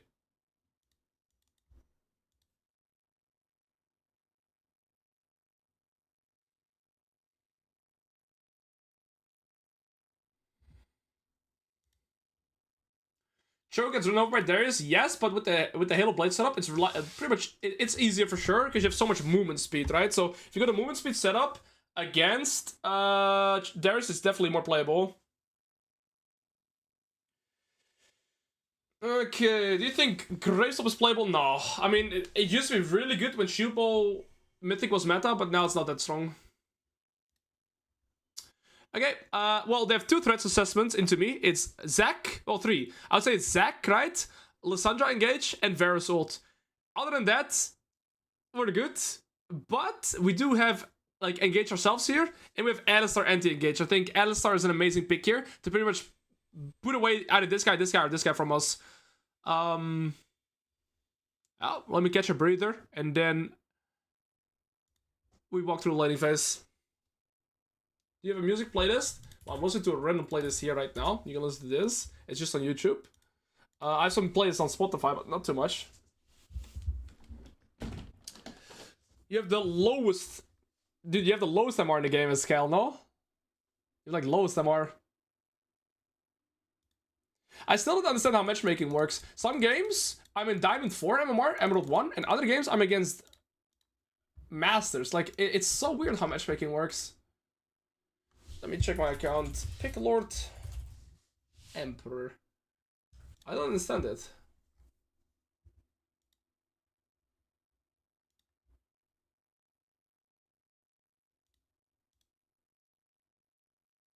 Like this game, we're Master, Diamond 1, Diamond 2, all Diamond 1. And then randomly this game, I'm in Diamond 4 Emerald. It's so weird. All good. Alright, let's look at him. So, this matchup, right? Also, when you look at Darius' setup, you see he's playing with Conqueror Sorcery. Now, what Sorcery does is most likely playing with Nimbus Cloak. Nimbus Cloak is the rune that whenever you press a summoner, you get extra burst movement speed, and you're able to run through minions. So, I gotta be way more cautious of Olymp potentials. And if I'm Darius in this matchup, what I'm looking to do is get the wave to bounce into me, right? He needs the wave to push into me. He can look to zone me level 1 from means 2. So, I want to make sure I cannot get zoned from the wave level 1. How do I do that? Putting a ward down right here and trying to hold my ground a little bit. Like, of course, I can't look for a full skirmish with him. What's your plan? If you get domed for 100-0 pre-6, I mean, we can't do much then. But it's like, what is your plan if you get, I don't know, bro, run over by a car at age 15? I don't know, bro. I don't know what my plan would be. Thank you, Fates, for the tier 1. Thank you for 15 in a row. So my plan here is to just defend this entrance right now, then put a ward down right here, make sure I can kind of contest this push, and then gradually get pushed in and not lose too much HP so I can play at the bounce.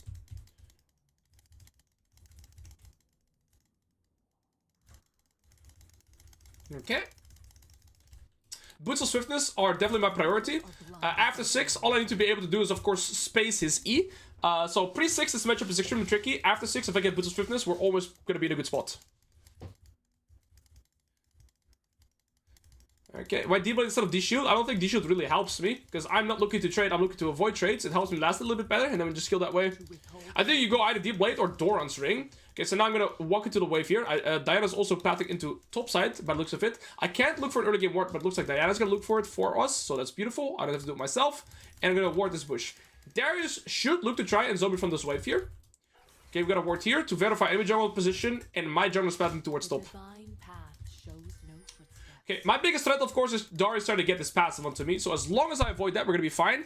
I want to try and circumvent the Darius from doing early game crashes to make it, like, basically, I got to make sure that once I'm going to push in, I don't lose all my HP so that I can play at the bounce afterwards. I might go Q-Start here. He's playing with D-Shield. He should always go D-Blade in this matchup because this guy should be looking to play extremely aggressive. He has Q-Start and D-Shield, which is a more passive setup. He should go for D-Blade, W, and look to zone me. But you see, this guy's allowing me to walk up to the mini wave here. I'm not going to go for this last hit because you could look to get a trade onto me.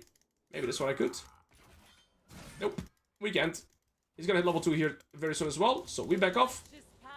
And just look to collect. Again, as long as I avoid losing HP, we're gonna be fine. And Darius is making a giant blunder here, even though it doesn't look like it. He is slow pushing here. Now, why is this a mistake? Because I'm pretty much losing nothing whilst he's slow pushing into me. And now I'm gonna be allowed to farm the second wave, but also the third wave, because I'm playing in what I refer to as kind of the happy spot now. And then by the fourth wave, right, it's fine because then my jungle's gonna be topside. What he should have done is do a second wave crash. Well, first of all, you should have tried and punish me level 1, right, by me being so weak. And then he should have tried to do a second wave crash to make the wave bounce into him, so he can look to progress onto me. He did neither, and now thus far, I've never been forced to look up for last hits, and we've been basically allowed to farm even without any drawbacks. Okay. Waiting for the third shot to go. Eat this. Select my W. Oh. Could have gotten one of them. Okay, so now you see the fourth wave is still relatively close to my lane here. And now all I gotta do is slow push into hard push. And what he has to avoid is basically queuing me and the minion wave. If he queues me and the minion, it's gonna start pushing back into me again. So look here. Okay, he's actually avoided the wave. Well done. And he got his passive. Okay. Well played by him. But the wave is kind of pushing into me again. So I'm not too sad about this. I should have perhaps looked to save my E for the cannon. That's alright. And now he has to choose. He's looking to move for Scuttle. No, he put a ward down. I'm gonna ping that. Again, same position. I want to see if he can Q me and or the minions. Okay. I want to use the Diana pressure that he's trading here. More so trying to guarantee my reset. Not to look to progress or look to kill him. So the chunk here is really good. Which should guarantee the reset for me. And then we just skill to level 6 for free pretty much. Right, so you saw there when Diana was ganking, I wasn't instantly looking to move to kill him. I don't think we can get a kill here, but it does give me the free bounce here, and then we pretty much are out of the hardest position in the game. With Kayle, you need to get one bounce in for free. In the 1v1 here, we would have had some issues, but I mean, this game my jungler's here to help out. Makes the game significantly easier. Zac is mid. You see how he still has a rep buff, no blue buff? That means that he's path top into bot. And he hasn't recalled. He's going back into the topside camps here. So, the information that we have is that Zac path top into bot because he still has a rep buff, no blue buff. And now he was walking into topside again because you see how Diana's Gromp has spawned again? That is also for Zac going to be the case. So Zac is probably clearing his Gromp and Wolves. And then potentially his bot side again or recalling. I don't know. But ultimately, we know that he's taking his topside and then probably going back into bot side. Okay, I didn't get my 2-2 boots yet. Sucks. He got boots and refillable. We're still in a fine spot. Boots of swiftness would have been awesome. And now, whilst the wave is pushing towards us, we're not forced to walk up for last hit. So I'm not going to look for anything greedy here. And just pretty much get to level 6 for free now. And then we're going to be in a good spot. Oh, okay, I didn't get shot in game.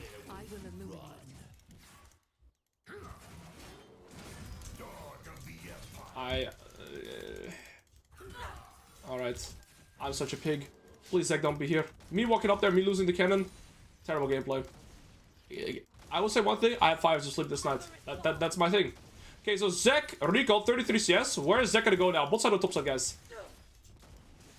He's gonna go bot side 100%. Why? He can only have 34 CS by clearing his top side camps because his bot side wasn't respawned yet. So he's guaranteed to be bot side right now. On wings of fire. Alright. Okay, Darius stayed. I'm gonna hit my level 6 here, and I'm gonna use my level 6 kind of as a bridge to try and get the wave to crash into third again. So we're not walking up here. Now I finally get my 6, I get to play, but I should not have been half HP by this point. Okay, he's level 6 as well. Zac is bot side, however. I know that pretty much guaranteed, because I've been tracking the jungle well. And so now on this wave, I'm not too scared of the Zac, and I'm gonna try and hard push this wave. Not necessarily look for the grubs, but I use it as a bridge to try and get my recall in. Oh, he's on the grubs instead. I'm not gonna move here. Is for the repentant. I'm gonna go get the wave first. We're probably dead here.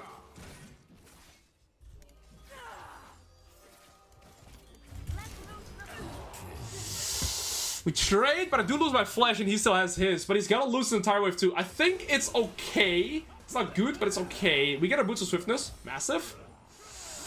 Yeah, we got tagged by the E. If I flash this E, we're probably out. The only downside is that he's gonna have flash advantage and he collects most of his wave, whereas I lose pretty much everything on his next wave. I think we're okay. I think we're okay here. Isn't it better to ult first than later? I think the ult time was fine, right? We can review it. He's got boots of swiftness, so well played to him. I got it too. Pretty much in neutral spot now. However, he has flash advantage, so I gotta play a little bit safe until I can match that, and then we're gonna be fine. Did I say massive? Okay. My bot lane is down 40 CS. Holy, I guess Soraka into Alistar lane. That's rough for them. Well, we're level 7 at the same time. We're pretty much equal in items. I do outskill him very, very hard, so might go job now. When he goes for last hits, I want to see if I can just... Okay. Is that it? Am I cooked?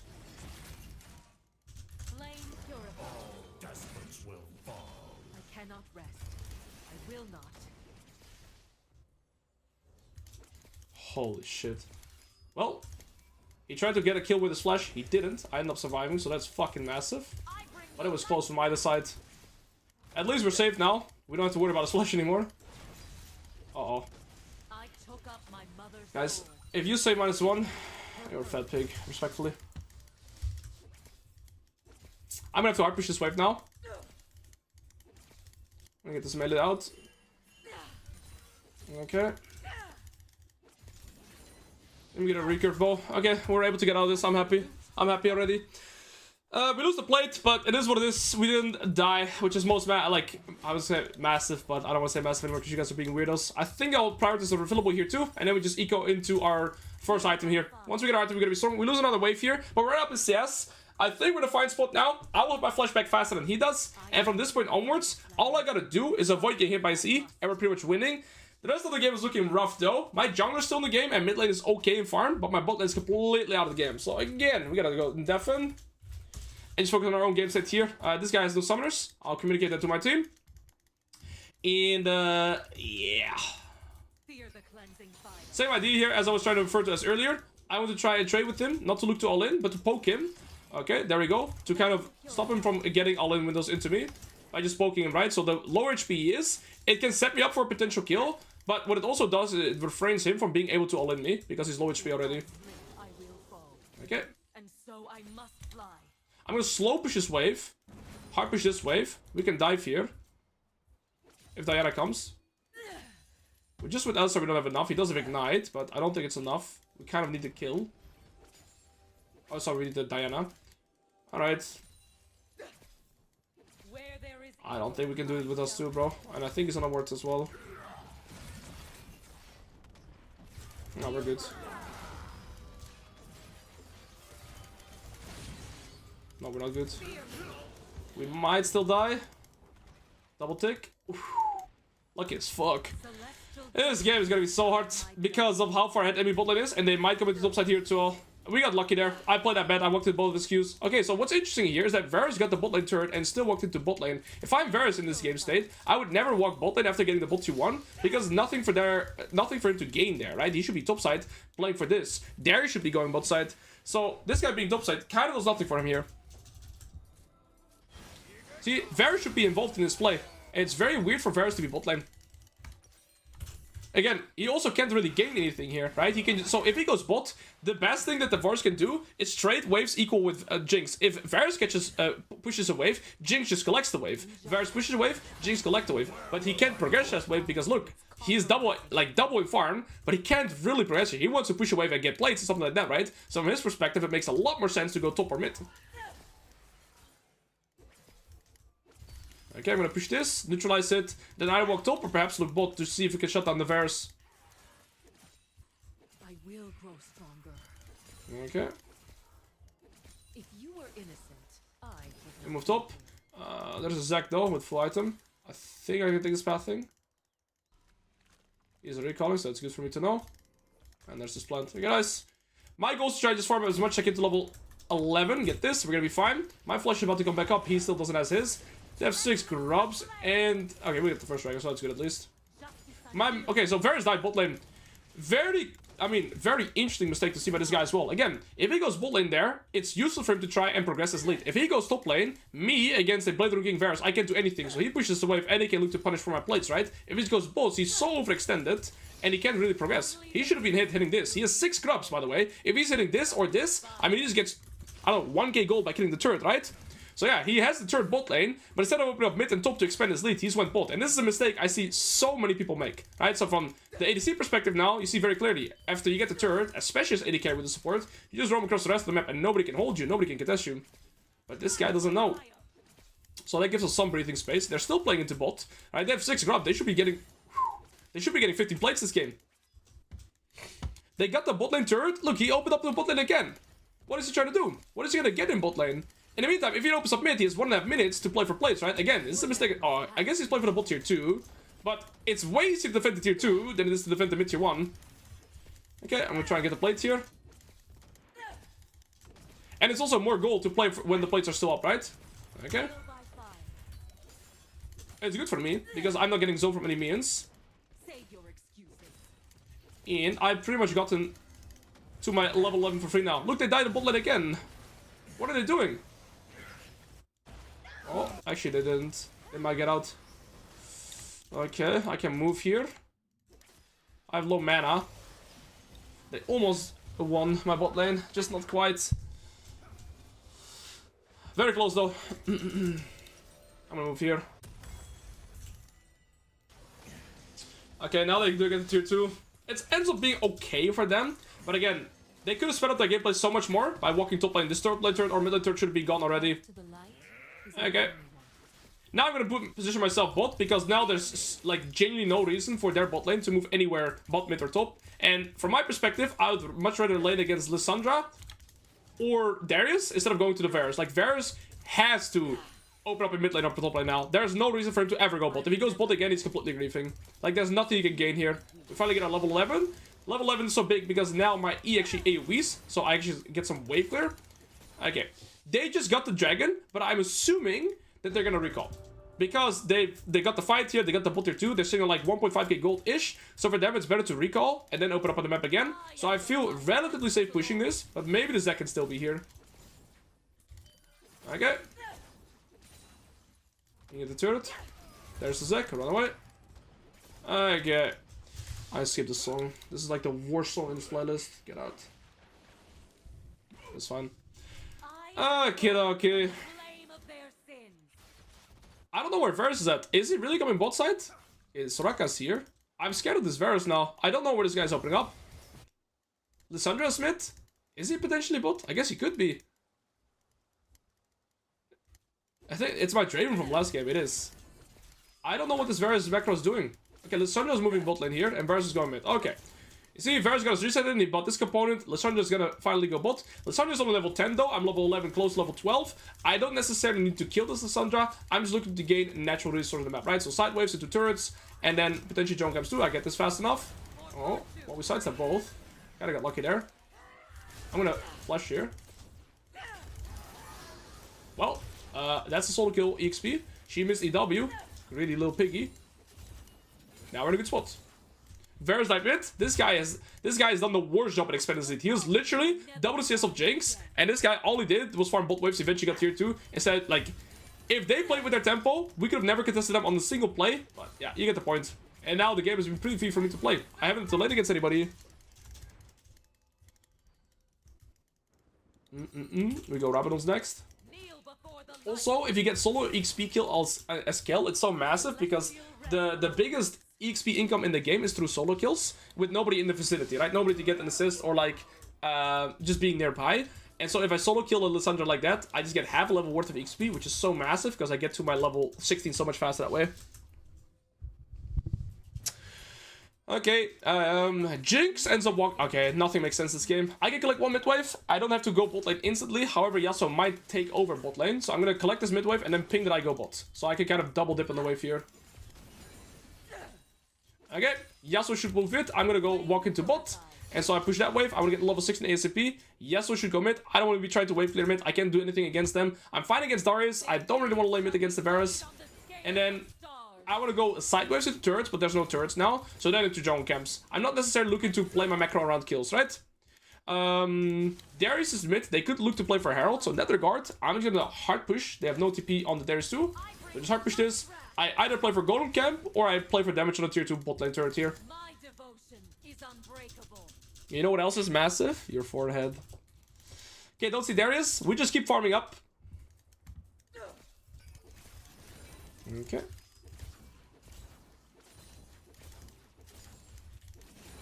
There is a golden camp here. That's the one I'm going to play for. Darius collects. I also see the Scuttle respawning. Looks like Diana's heading towards it though. And see here, right? The gameplay is very linear when you just play around these natural resources. I'm not looking for kills. I'm just playing for sideways into turrets. If I can't play for turrets, it's sideways into camps. Potentially kill here when their SSR is there. Also with Ignite.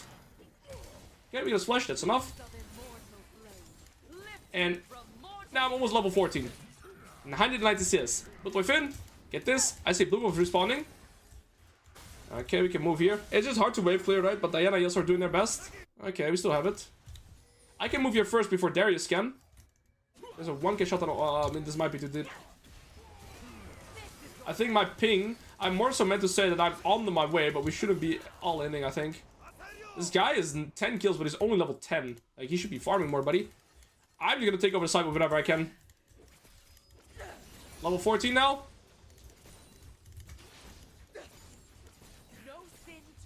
Beautiful.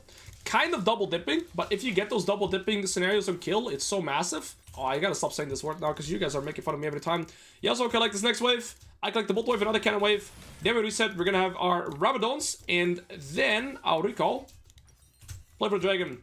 Alternatively, what I could look to do here, if I feel like I cannot play for this next dragon, I could look to reset open up top lane instead and pretty much get the set waves here because the whole enemy team is gonna go bot side. If I don't want to 5v5, which I think I actually don't, we just go open up the top side instead. So what I'm gonna do here is I'm gonna ping my team away from this. I'm gonna.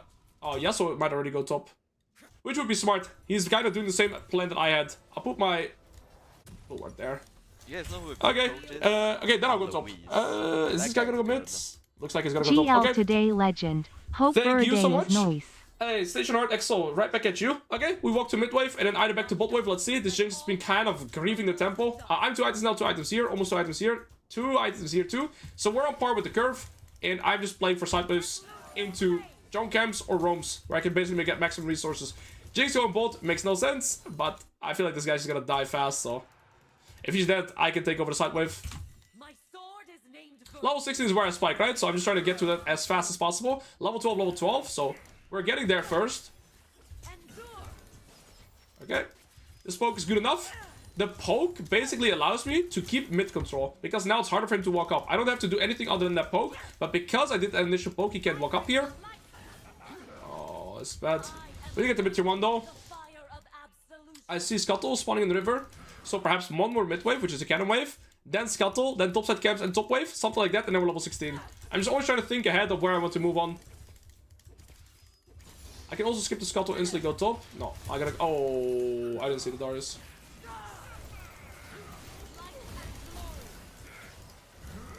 Almost got him, actually. That's bad. I had a big shot on too. I did not consider Darius.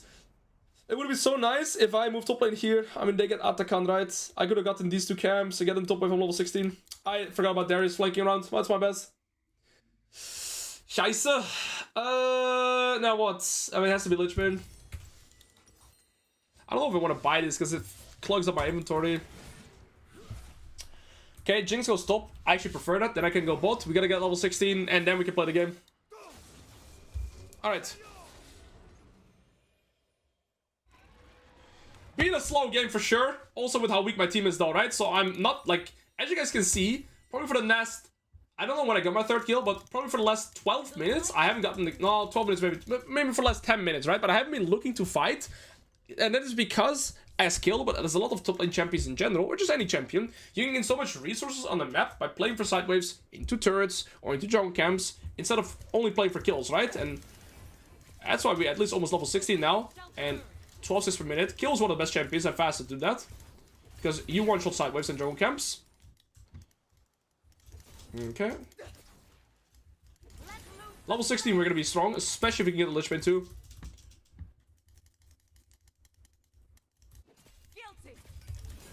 It's been a weird game state though, because my Jinx is kind of rage splitting on the side waves. I'm avoiding skirmishes at all costs. I just want to try and get to my level 16. I would love this golden camp, but they're all hovering bot side. They have nothing else to do for now too. This Jinx is just pushing here. Okay. I have my blue trinket here. Beautiful. Okay.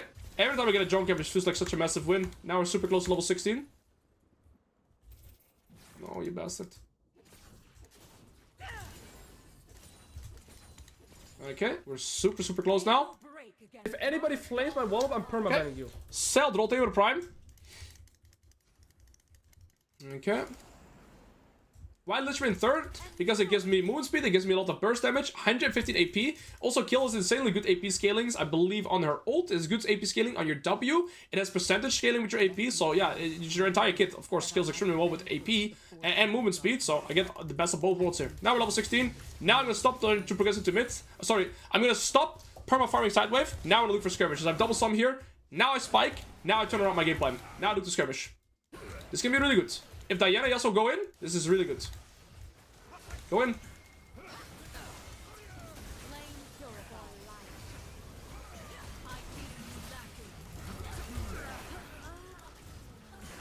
I canceled like 3 autos. And this guy has a lot of magic resist. I didn't see that. Terminus in this. This guy's faker. I canceled like 26 auto attacks there too. Okay, we're gonna need void stuff. And to be fair, Tahm will get team fight by me as well. I thought it was looking good with the Yasuo Diana combo, but I don't know if they all flashed out of it, but we didn't get the Yasuo Diana combo. It just looked so good when I saw Yasuo Diana there, but I guess we only hit Soraka with the combo because Varus flashed out. Yeah, perfect flash. Well played.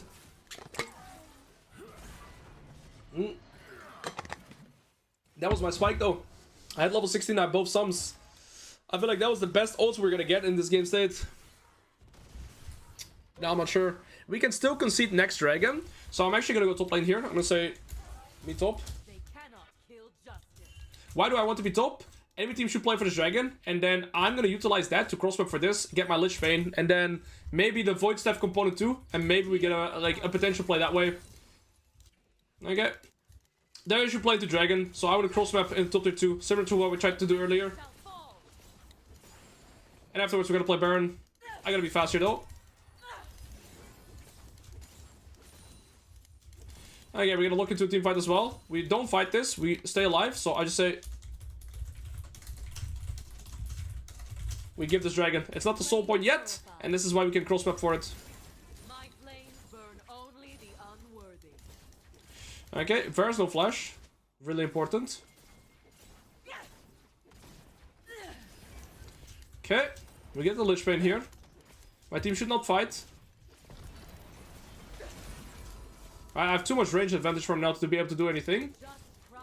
In 5v5 it's still gonna be hard though. This guy has a lot of magic resist too, so does Zac. They have so much magic resist, I need my... Oh.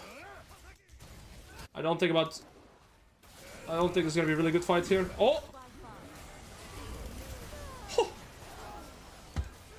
I should have perhaps ulted somebody. That ult was fucking late. If I can get this 1k. To be human is to be imperfect.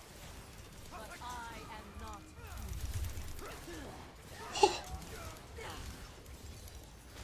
Well, that's good. And, what the... Oh, was it Sunja? I just recall.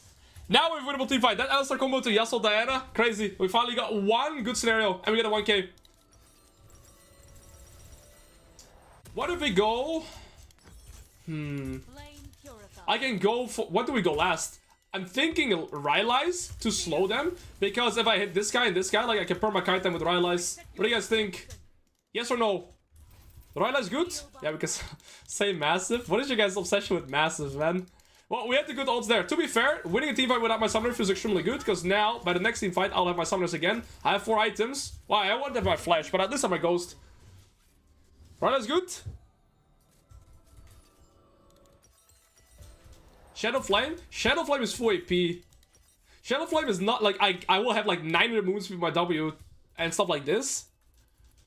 Riftmaker? I don't think Riftmaker's too good because I also don't have that much AP, HP. Only the guilty. Okay. I don't have my flash yet, so Zac is still my biggest fear, right? In terms of threat assessment, before going to the skirmish, look, I have no flash, I have no flash.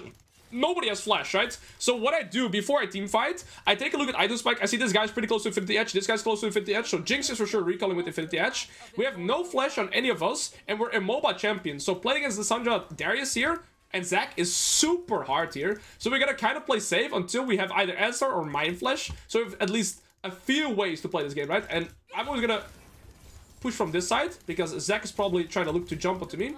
Oh. Uh-oh. Thank you, Alistar, you're the goat. And as long as I push out the mid waves, they can't start too easily. I'm gonna keep up my blue trinket. I have the only one. This guy should have a blue trinket as well. We see Infinity Edge now here. Yasuo might have it too. Again, we don't have flash, so we should never be walking up here. We wait till we have our summoners. Right? I think Yasuo might have... Okay, he's looking to go mid. I guess he doesn't have it then. I just want to push out the mid wave. So that if we lose a fight, they at least can end the game. And again, my biggest threat here is the Zac. Oh, okay, he's there. He was actually bot side. Interesting. I could consider going bot side, but the reason I don't want to is my teammates are too weak for weak 4. You see how weak they are? So if I go bot side, my team will just get run down.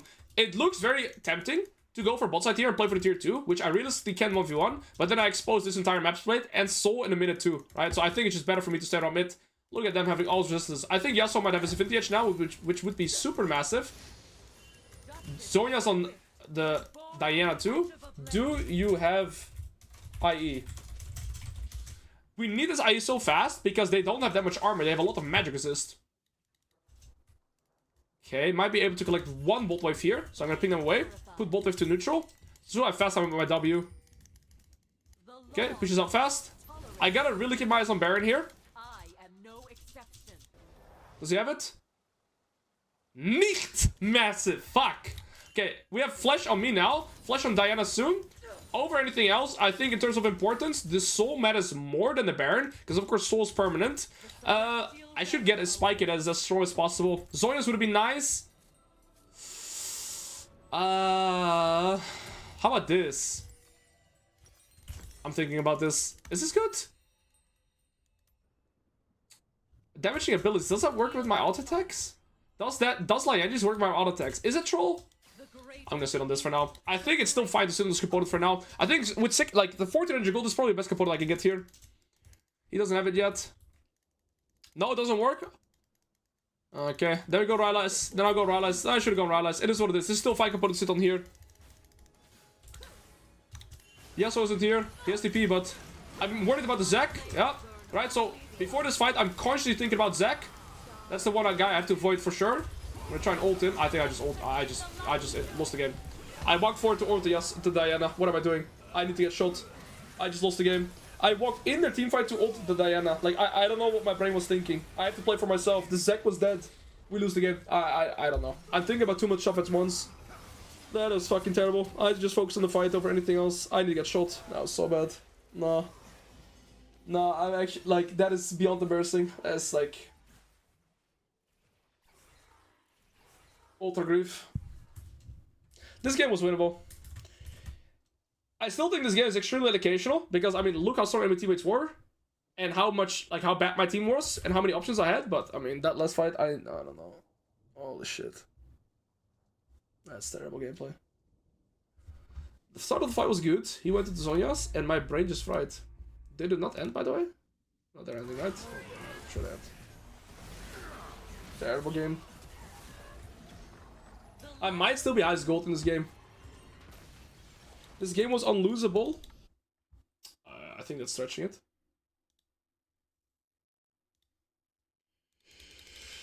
Okay.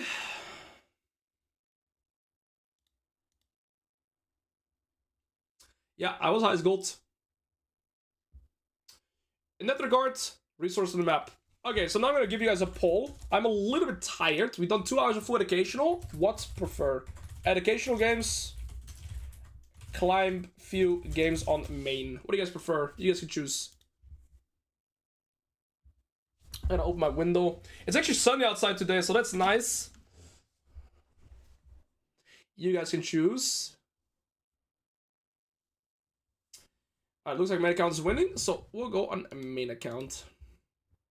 I'll probably be playing... not sure yet. Riven, of course, Ambessa.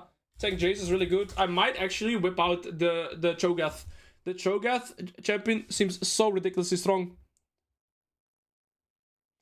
Okay.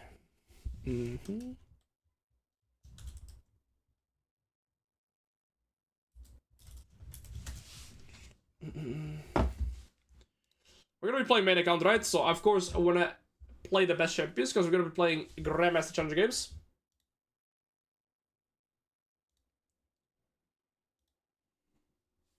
Garrett is possible. We'll play mainly SC champions. Okay, I'm gonna update the title. By the way, guys, yeah, so annoying. Like I disconnect on this account and on the other account. Fuck's sake. I get low priority queue from one game that I was AFK. CBA, bro. Okay, playing educational games on main account. I can't be as educational as when I'm playing on my server, but I'm gonna do my absolute best. How long am I gonna stream for today? I'm gonna limit my streams to 4 hours a day and try to be as energetic as I can. And yeah, for the rest I can't really do that much more. Why AFK? My internet disconnected yesterday at the end of the stream. That's it, literally. Really annoying though. Just not much to do about it.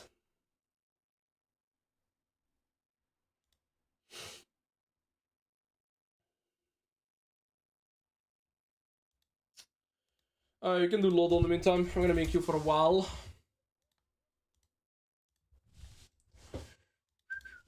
We war kill. Alright. Huh, now I don't know if it's melee or range, but it's 2009 female. Mana, not top liner. Any.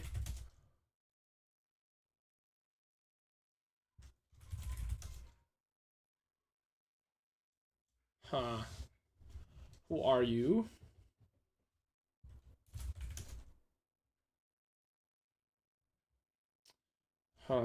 Shit.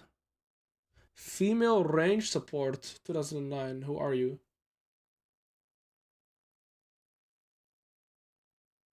My brain is so slow today. Support has been there since the start. It can be Nami. Jenna. Has to be Jenna, right? Yeah, nice. Okay. I need to use some eye drops, guys. I only had 5 hours of sleep today. I woke up at like really early.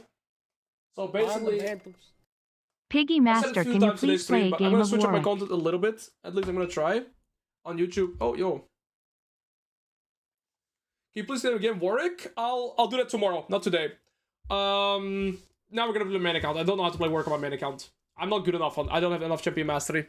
But yeah, I woke up before 7 a.m. So I've been awake for quite a while. Time doesn't heal all wounds. This has to be like some depressive champion. Kindred. Who else is depressed? Viego? Lucian? Wow. I feel like I got the good ones here. Who else is like ultra depressed emo? Somebody got his heart broken. Who is this? Oh. I saw the chat. I couldn't figure out about Echo. I'm in time, I guess. Okay. I saw, like, yeah. Rock climber. Rock climber.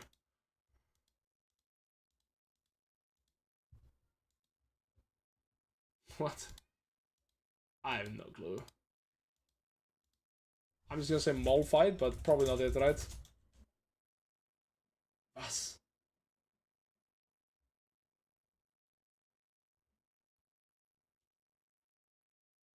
I got a clue. A knife. A knife in the game. With climb. A knife. Shaco. Bro, how is it not mole fight with this? Ramus. That is not knife. Oh, Talon, okay. Ah, makes sense. Wow, guys. I'm so good at this game. GG. Yeah, you guys are right. It was Talon. Fake a chat. Okay, well, let's see what we play. I'll try to be educational. But yeah, my energy is a little bit lower today, and so my focus is as well. I'm definitely noticing that. We're gonna play for a few more hours, and then I go gym. Tomorrow, I make sure I'm way better rested. I have to do anything. I don't have to do anything in the morning, and then I'm gonna do a full educational stream. And I'm thinking of doing a climb again, where I go pretty much from unranked to high elo again, like all the beginner top lane champions, like Warwick, Garen. Well, I'll make a list. Do you go drinking often? No. Not really.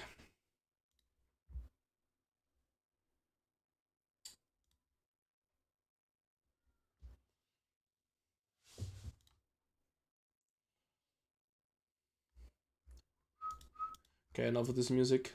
I need some Breaking Benjamin type music. Or maybe Movement. Movement's been good too. Movement's kind of emo though.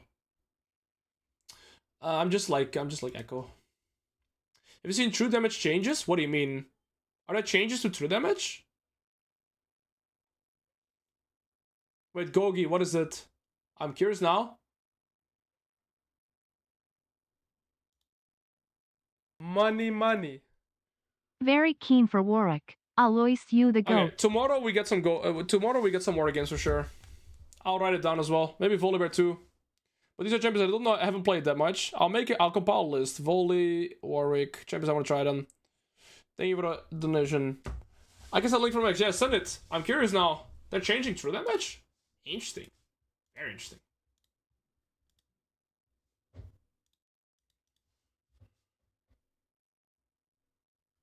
Alright, what are they doing?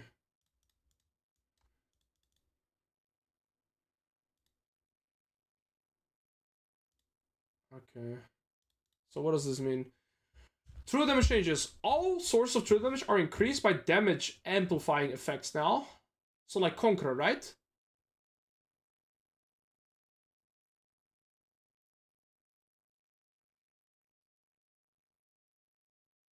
What does this mean? I'm so bad at understanding items and scenarios in the game. Oh, this could be a Ryze top. With Ryze Wukong, very, very hard to combo to play against. Like Liandry's percentage increase, PTA. Ooh.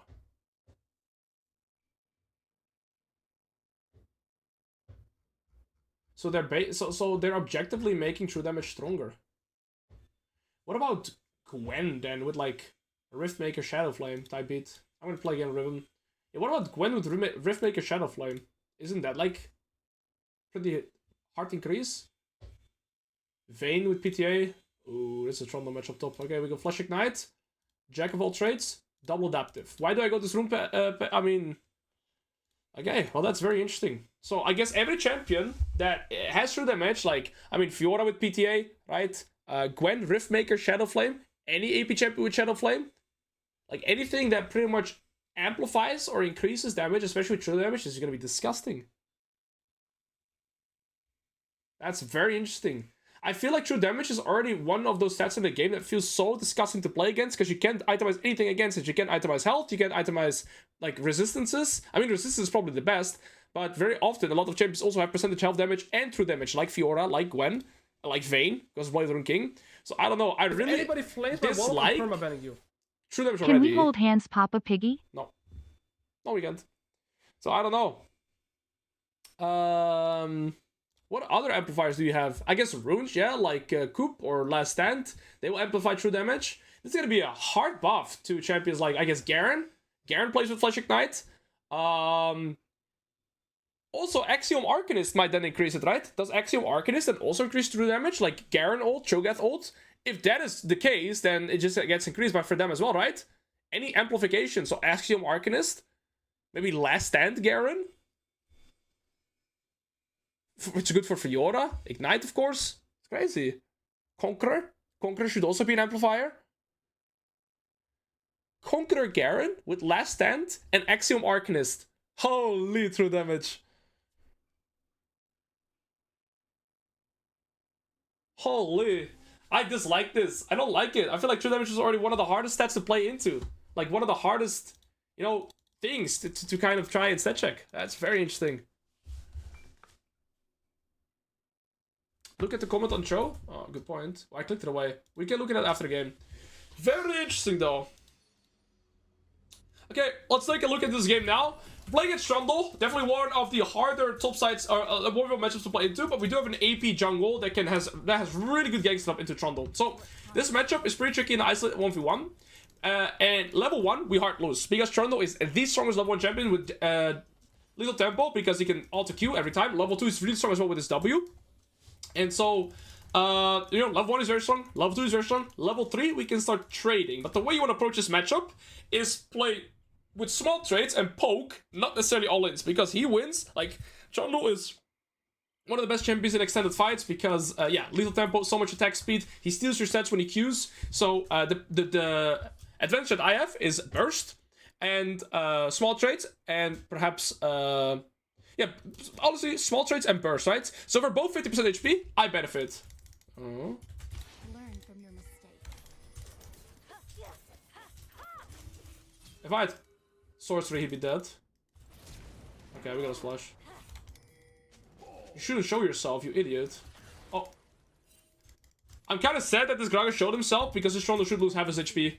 If this guy just hides in the pit and he makes a Trundle chase me, then he can eat it, be good, but okay, Wukong Flash, we got a kill. I lose 150 HP though, and that might seem small, but Trundle gets a way easier time with trying to zone me now. So I'm gonna ward this, and basically, I'm very scared now to get zoned from the first 3 minions worth of XP. I did get an assist though, so I'm actually getting level 2 from the first 6 minions here, but again, I can't really contest this guy level 1. What he should be doing is literally walking in my face here and auto-queuing me. I can't do anything. I should be able to get zoned from the XP here, but he's not doing it, so that's nice. Yo, Patrick, thank you for the raid, bro. Hope you had a good stream. Welcome everybody over from Patrick's stream. I Q3 there in an angle, so he can't punish me, right? But his Q is actually unstoppable, I believe. So if I Q3 and he Qs me at the same time, he can hit me like that. He needs 1 melee now to get his level 2. So he's walking forward. He needs a melee, though, not a caster. These two casters will give me level 2 as well. But again, level 2 is stronger, level 1 is stronger, level 3, I can start looking for equal health traits. Also, my Gragas is pathing bot, and I'm not sure about Wukong here. So we're pretty much weak-sided at best, you know, neutral at best here. But my Gragas is gonna go to bot side for sure.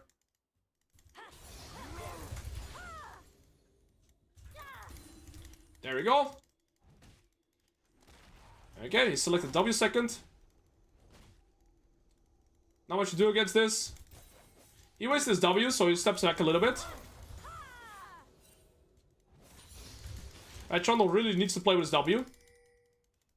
I don't want my Gragas to get top lane here. I need my Gragas to go bot. Because the risk to reward of this gank working is very low. Wait till he goes for last hits. That's when we can punish. Get his bone plating. And I'm really happy with the wave being here. Why? Because in this scenario, I can look for small threats, right? I can look for the poke. But when I'm here, he can always look for the extended fights. When I'm close to my turrets, I'm safe and happy. I actually initiate the trade time with E. Because I need to block his Q damage.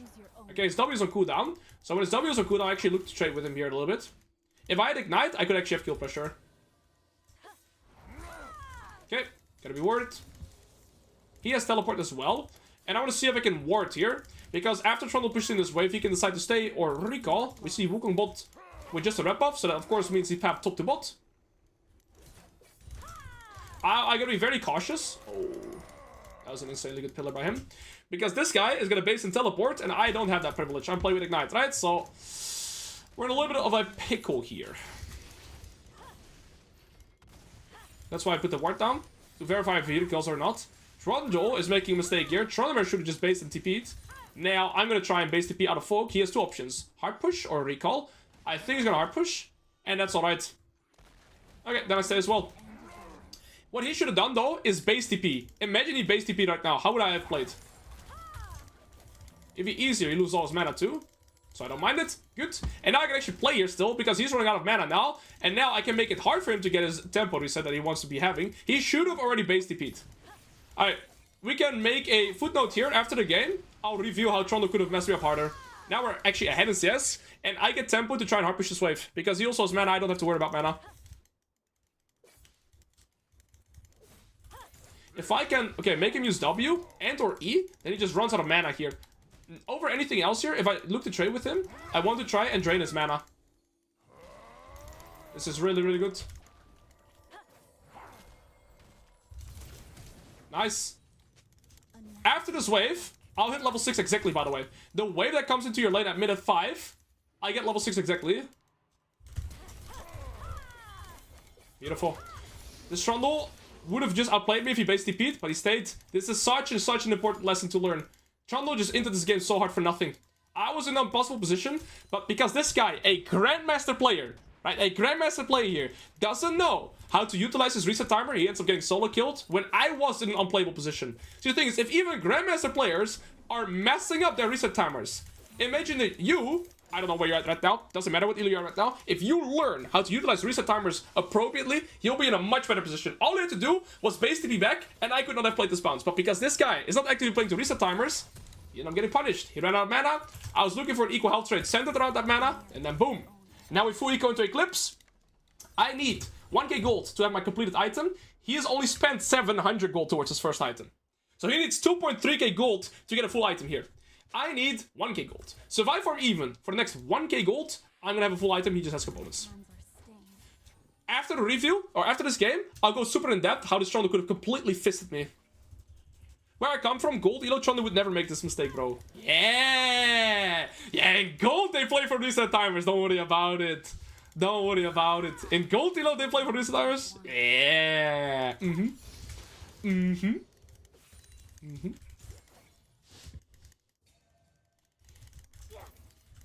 Don't put it out. It's my rose, bitch. Again, my goal setting here is not necessarily looking to progress. I do have the item lead right now. Okay, Wukong is bot side. But, again, if I farm even for 1k gold, I'll be twice as strong. And there's no counterplay. with Wukong being bot, I'm considering proxy farming. Okay. W and E used. Beautiful. There's a Plant the River that I can play for here, but I don't need it yet. Every time I trade with him and he uses W and E, he loses a lot of his mana. That's really, really good. Now I'm going to try and hard push this wave. Why do I hard push this wave? To gain tempo, look to proxy. The tempo into proxy doesn't allow me to look to kill him, but I do get ahead in terms of like my reset, right? And this is beautiful. So I can start proxy farming here. Wukong is still here. He cannot be here. This next cannon wave is going to grant me 200 gold. I need a total of 500. So the cannon wave 200. If Trundle moves here, it might be tricky actually. I think we're good. Yeah, he walks on the ward.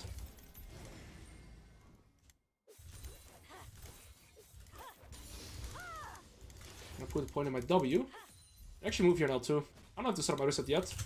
We need 260, right? But like I said, I'm planning to go even for this 1k gold. If we reset, he gets like Tiamat and X, and I get a full Eclipse, ultimately. I'm gonna be very happy. He's gradually running out of mana here. I don't have that issue. Oh, level 5 Wukong. Greedy little monkey. There is a Braum. Okay. How should I proceed? My Karma's level 3. I'm still eyeing to tempo reset into my Eclipse. Now, if we get the grub here, every grub gives you 10 gold. I believe Wukong is recalling, is not going to contest this. No, I need one more wave. But look, every grub gives you 10 gold. One more wave. I'm going to hard push that wave as fast as possible. Spike into Eclipse, and then we progress again. I just gotta make sure I don't die in this wave. The faster I hard push this, the faster I can recall. The faster I can look to progress. QW with this item one-shots. That's why I put the second point into W. I might be dead. I think I'm dead here. No, we're chilling. Ah, he's dead. Yeah, he doesn't live here. I don't even think I have to use my ult. Nice. Wukong is mid. He was weak-sided. Good attempt. I was alive though. Alright, we get the plate. We get this. Game over now for the Trundle. Nothing you can do. I can even play for my CDR boots extra now. I'm gonna have Eclipse CDR boots. I can play for second plate. Because I can also hard push this before the Trundle is back. Because Wukong is bot side. I mean, my misfortune stayed alive. Well played to her. So nice here. And literally all of this is because he missed one reset timer. And I'm not kidding with that. That is genuinely the truth. Because he missed one reset timer, he's in the spot, by the way. John Smith. Oh. My spirit is not lost. Alright guys, realistically, I don't have to kill this Trundle again to expand my lead. If we look at items, I'm give or take 2k gold up on this guy. And so if I farm even, I'll perpetually be 2k gold up.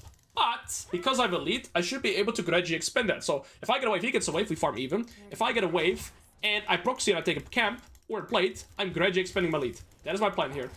See if I can bait out this mana. Nope. Alright, we get a wave. He gets a wave. And I want to see if I can put him in a position where I always get something more.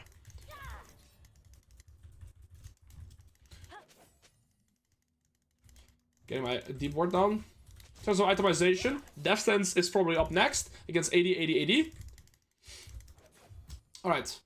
Let's see if Trundle walks up here for the wave. He does. I'm full Q delaying.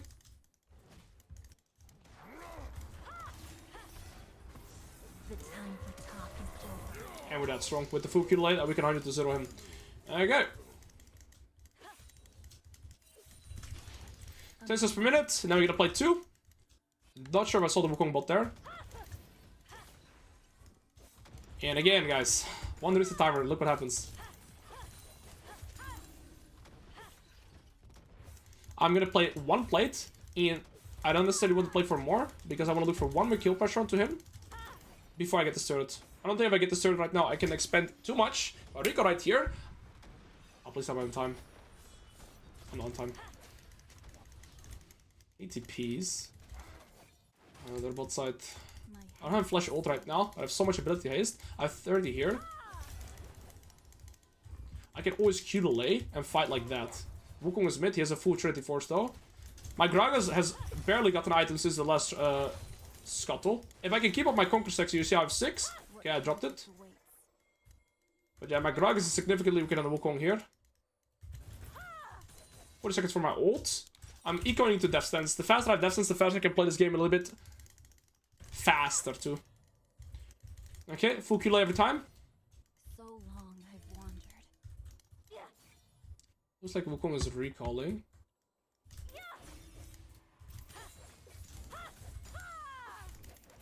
Alright, now I'm gonna go full damage build. Look at these items. So I'm gonna go pickaxe, double longsword, because that's maximum damage I can purchase, and I will legit 100 to 0 him. Okay. And then 1700 we have a Death Stance that when we spike ultra hard. And yeah, looks like Rice is sitting on a lot of gold. Look at my Hui items compared to this guy. He needs a separate recall. So with knowing that Rice needs a separate recall, we can maybe play for the Grubs. But Gragas is bot side when Grubs are about to be up here. Trundle no TP. Also, Trundle is very close towards his Hydra. So I actually think Trundle's looking to recall here because he needs 750 gold for his Hydra. Let's see if we can find him. Rice and Trundle are on recall. So this should have been our Grubs. Oh, they're greeting here. Trundle hasn't got this reset. Okay, again, he missed his reset opportunity, by the way. And Wukong ults just for the karma, but... Okay, it looks like we're gonna switch and play for Dragon.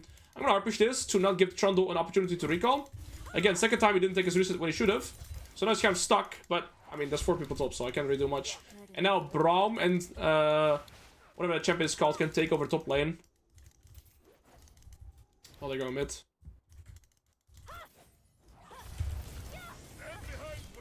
If I die here, it's so bad. Wukong is coming though. Wukong no ult.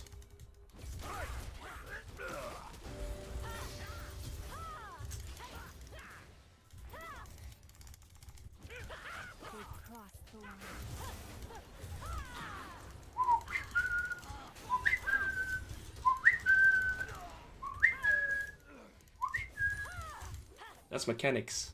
I kind of misplayed a little bit, but I think I just carried the game there though.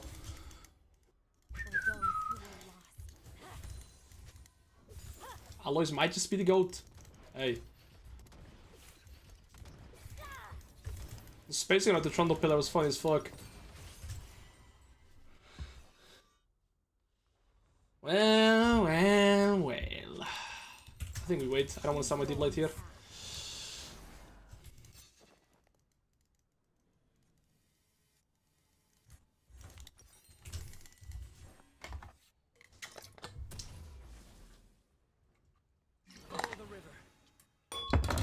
Hui babysitted you!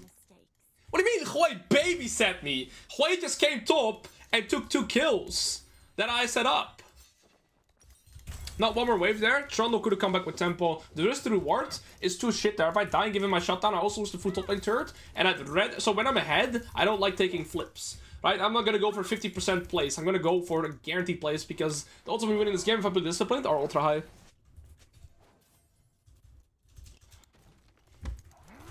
Right, from this perspective, all I gotta do is never die.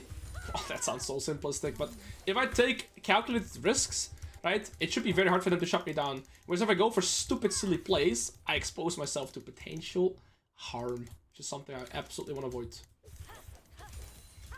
Alright, Wukong is there with Merc Treads. This guy's Merc Treads. That's also the reason why I was able to fight them. I didn't talk about that, but I saw that they didn't have that much armor there in the skirmish too.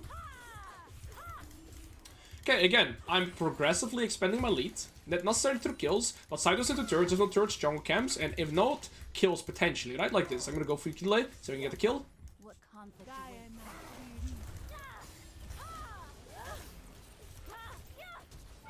Nice. Now turret damage, really important, even though I just 3 minions. If I can get turret damage on tempo, try to maximize your turret damage output, because the amount of tempos that you're gonna have pressure onto the turret is very low. But because they're all moving top, at least we're getting the bot turrets here, or the mid turret, so that's fine. But yesterday I coached a student, a Fiora student, and when he had the wave in, he started doing a jungle camp instead of hitting the turret, right?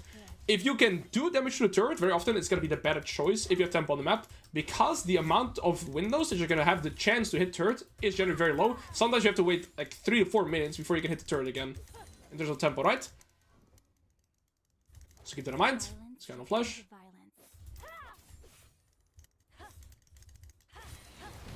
So here, prioritize turret damage. I think we're fine.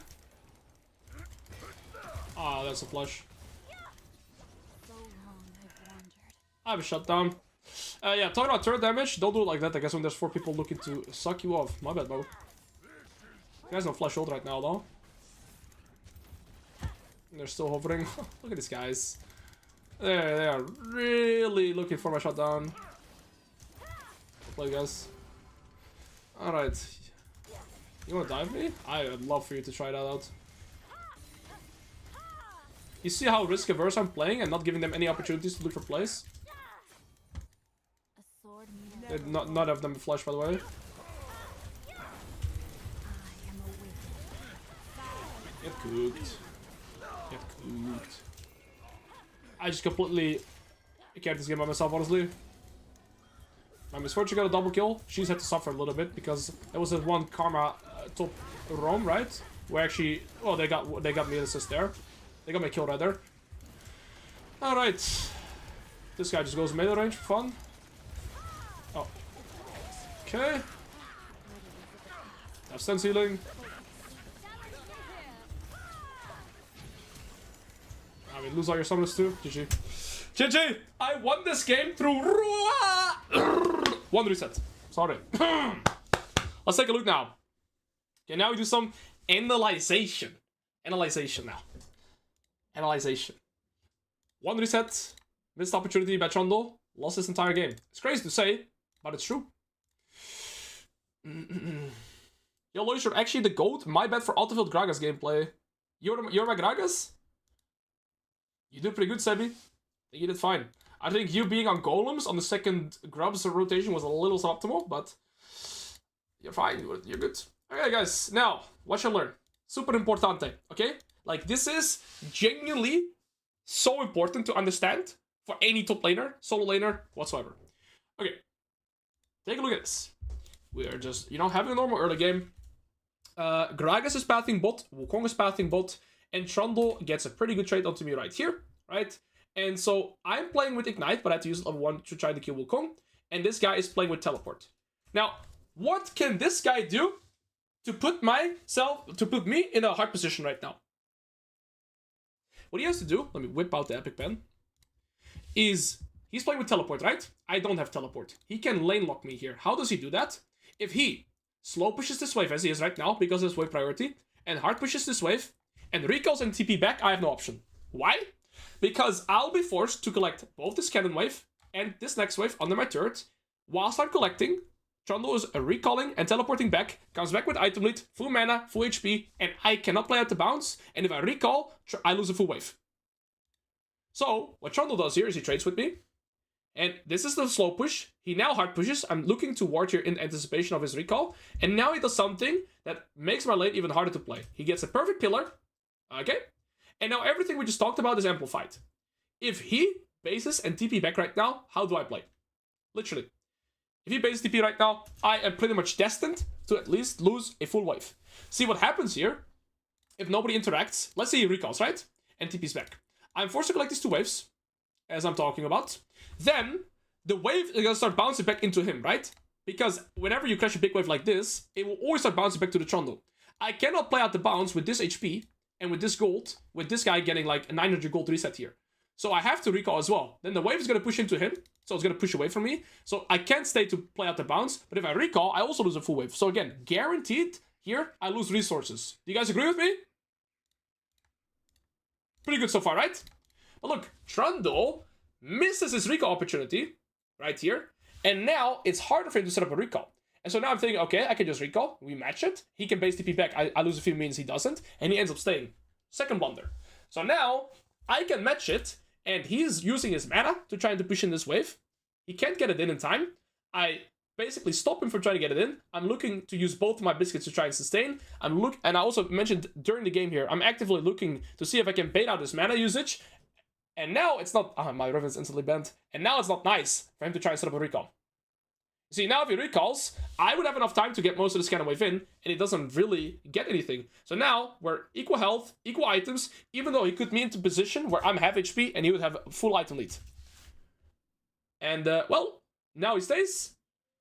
And I get a trade here. I said as well, if I use his mana here, I'm really happy. He ends up using his mana. Now he can't trade with me anymore.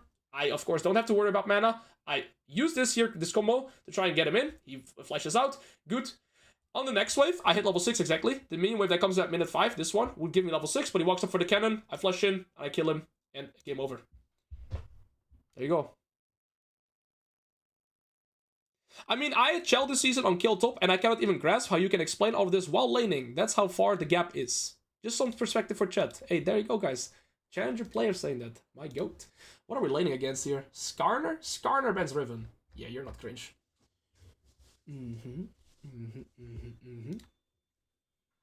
Okay, I was gonna pick tank Jayce and go Merc Threats and go Cleaver into full tank. I was gonna pick tank Jayce there, give him the treatment. What program do I use to watch the replay? It's insights.gg. And also you guys say, Gold Trundle would have recalled there. Shut the fuck up. Alright? I'm telling you, Gold Trundle probably wouldn't have recalled there. Respectfully. Respectfully.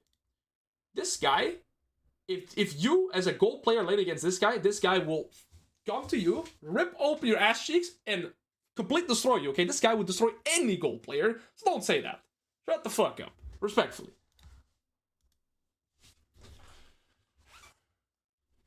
Silver Trundle would have recalled there. Yeah, your mom would have done a triple backflip as well. I'm not from Germany, I'm from the Netherlands. But it's extremely important to understand that recall timer by him there. Because this guy not recalling, genuinely lost on the lane phase.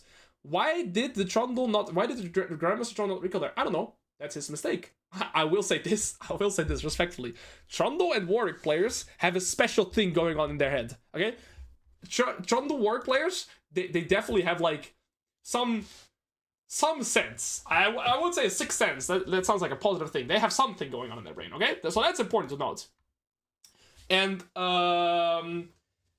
yeah, I mean, that's why I'm always yapping about fundamentals, because that is the thing that like leads to consistency. And I'm telling you guys, even Grandmaster top laners don't do this. Even Grandmaster top laners.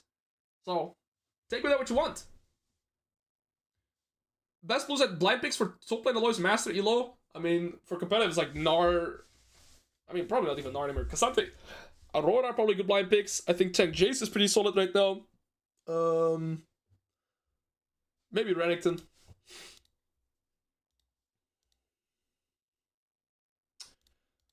They might ban my Riven again. But I hope you guys learned something from that breakdown. Because if you learn, like, legit, I coach Overwatch right now. I'm coaching 5 times a day. I'll say it throughout my stream every now and then, but you should check it out. TLA. Genuinely, if you learn how to play around resources and play around your reset timers, you're going to be in such a better position. Every single game. See. Alright, moving on. Riven didn't get banned. Blessed. Piggy streamer respectfully. Nah, I can't learn. Okay, skill issue. Sia Alois knows Sia stock. What do you think about Fiora? I know a little bit of Hungarian too. I can say Jonapot and Kusinum Sapen. What do I think about Fiora top? She's fine, but I don't think she's like... Oh, you wait, that's Scarlet Dragon. Game's won, by the way. The game's won. Game's won. Game's won. We had the fastest, strongest, most disgusting champion in the game. You way too OP. What support should you learning? I don't know what support you're good right now. I feel like one of the best support always is like Rakan. How much did the nerfs affect Aurelia? Not that much. Oh, it's Viego top, eh? I don't think that much. Your lane phase is still very much the same. Just your mid game. Can I apply your fundamentals on mid lane? Absolutely.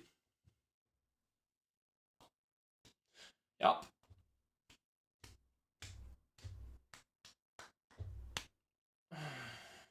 I'll take you bet at Nami.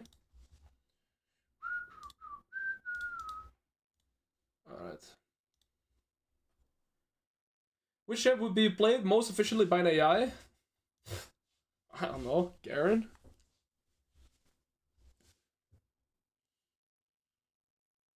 Oh, it could be at least support Viego jungle. Yeah, oh. Oh.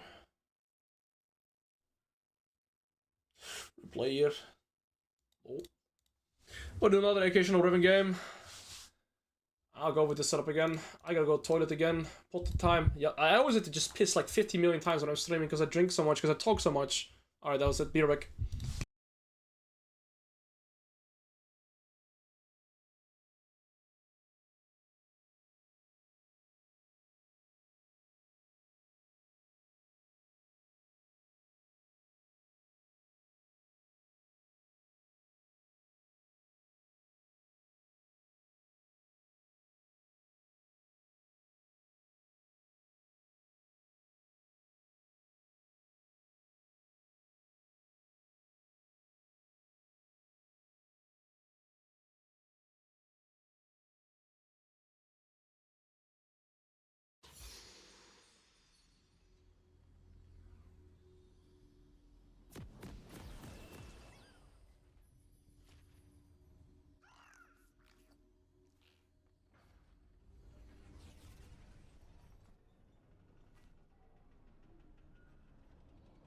Alright, let's go.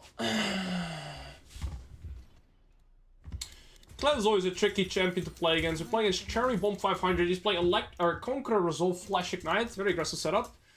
We got a Dutch jungler here, actually. He's usually a Velvet player, but I guess every jungler can play Skarner. Oh. I didn't see Kled there. This matchup is actually good for me level 1. Unless I take down his horse when he Qs me. It's all about dodging the Qs. Wash your hands, you dirty, filthy, this... Gamer with 3, shut your mouth. You almost got me hit by Q. So long I've wandered. You know, bro knows what's good when he has a good normal chair, comfortable, and not those terrible gamer chairs. You know, this chair is disgustingly expensive, by the way. It's nearly as expensive as a computer, bro. It's like, what's it called? I can forget the name. I keep forgetting the name, but it's a really good chair. It's like a ergonomic something chair. Never had issues anymore. Alright, let's look in. I want to try and contest priority in the early game. And it's all about dodging his Qs. Level 2, level 3, he actually starts beating me in trades. Especially when he has his W. I don't know where this guy's at. Not lost. Yeah, Herman Miller, that's what it's called.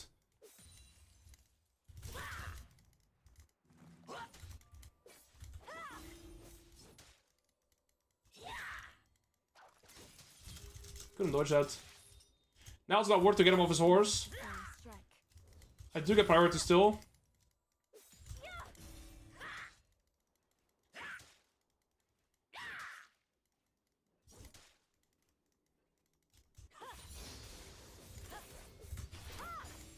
A sword mirrors its owner. Okay.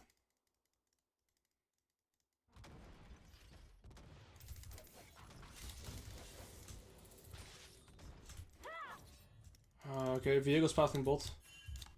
I'm strong-sided then. He's E second, okay. He has no E now. He lost a lot of last if you're doing that. His Viego's here. Viego's on bot. Let's put it up, yeah.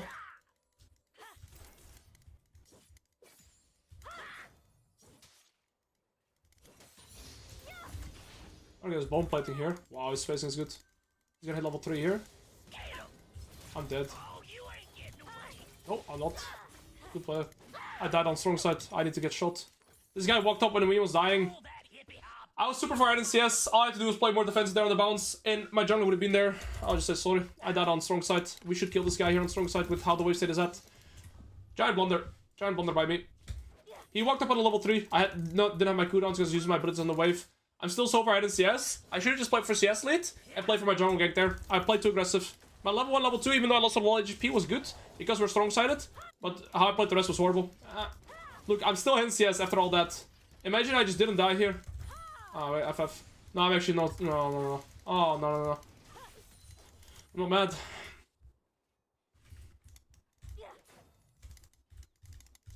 So long I've It's fine. Looking.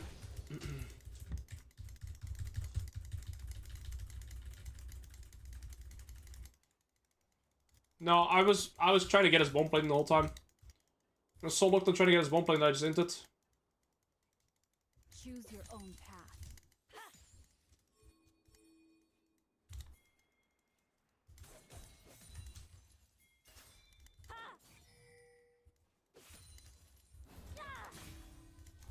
How does this guy know to play so safe here? Learn from your It's pretty scary if that guy's good, that's good, by the way. He plays this bounce so defensive.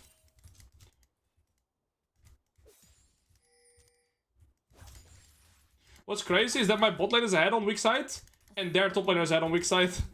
Like my bot lane is ahead in CS against it. Like, yeah, you get the point. Viego's passing the bot again. burdens of the past.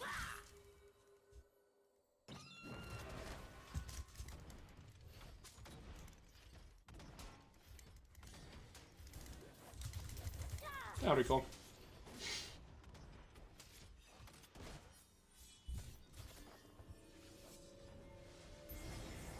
What conflict awaits?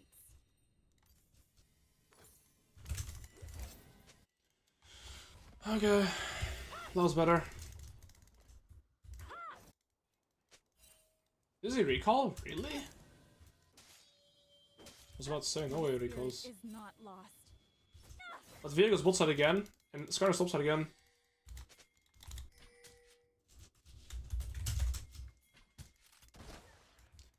This scenario played out better.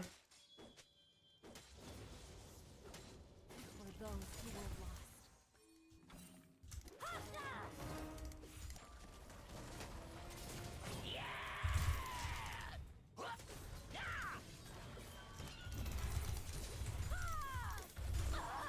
Fuck that fucking champion.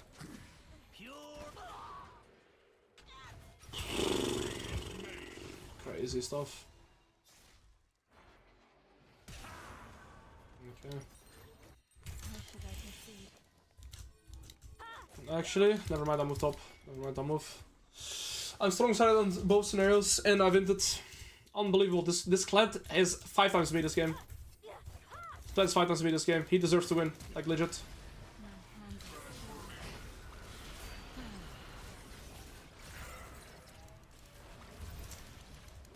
Thought I had ult.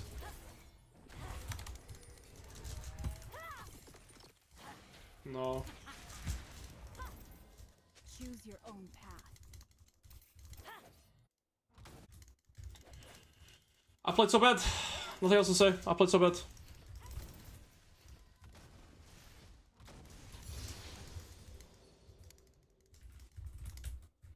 Learn from your mistakes.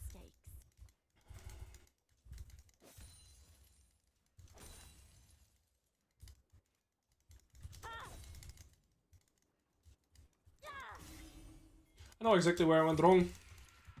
Just lucky my jungler fixed the situation for me. Mirrors its owner. I stopped 13 CS, which is ridiculous. My early game was really good, right? My level 1, level 2. Afterwards we got into shit.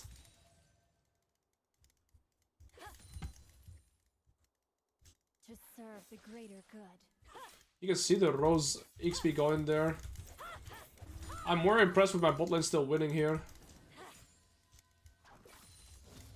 He's already level 7, FF man.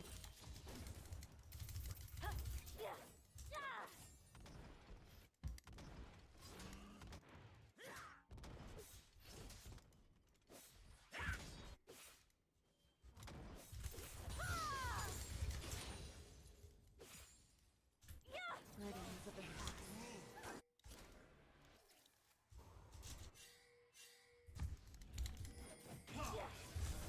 The time for talk is over.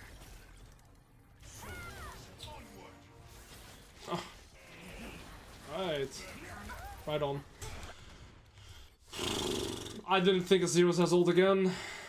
I don't get my pickaxe now. That's the hardest part. I need this pickaxe so badly.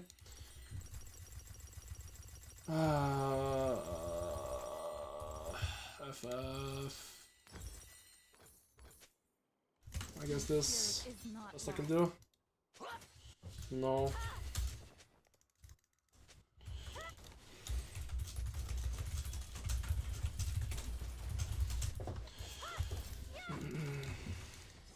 I'm playing so bad. But I guess, terrible game. I think now we're just gonna spectator and try to scale back. I'm not the aggressor anymore in any regards. I I am incredibly lucky that my bot lane is somehow winning this game. And yeah, Kled has beat me in every scenario whilst being weak-sided. So just credits to Kled, and I entered this game.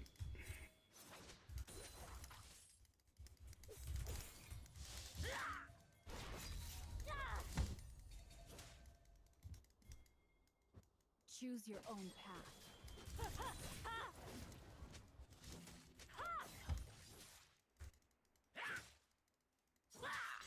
I'm not really looking to progress, guys. Subtle Week Edition, making sure I don't lose more is my first priority. He's gonna have to set up a recall. So my job is to collect this as fast as possible. Why do I collect this as fast as possible? So that I can also push this. So then by pushing this, I can either get tempo for proxy, or at least I can make it bounce to me again. I never want to be forced to walk up for last hits. Viego bot. So much death. This is greedy to plate.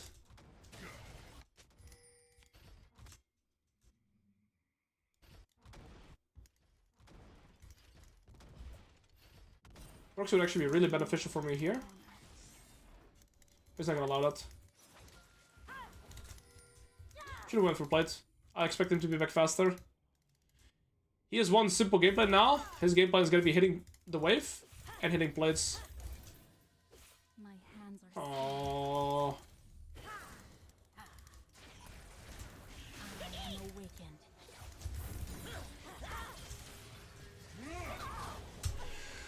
Oh, this Alois is every time here, fucking bitch! And I still get my pickaxe. I need to go for this. I should have gone for the plate and just probably actually force a proxy. But now I fucking die because there's Alois again. And I lose away from the plate. Pass the champion.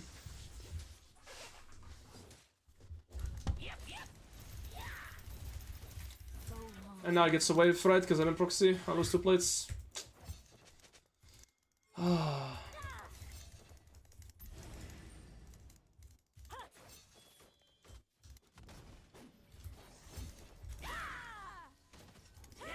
must come to pass.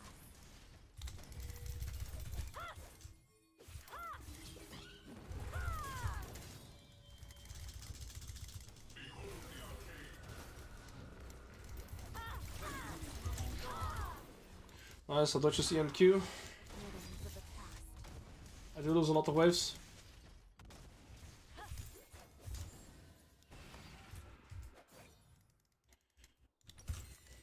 I need to get pickaxe now. Hard push this wave. Get the plate. They've crossed the line. We're still relevant in terms of CS. 1.5. If I ever get a chance to proxy a wave, it's so massive because it denies him. Right? My goal is not looking to progress with this guy, my goal is going even. If I proxy a wave, he can progress. Alright, I prefer getting as maximum out as I can out of that tempo window. Because if I recall on pickaxe right now, it's not enough anyways to try and stop him. I need 1.5, then I spike. We're gonna be fine.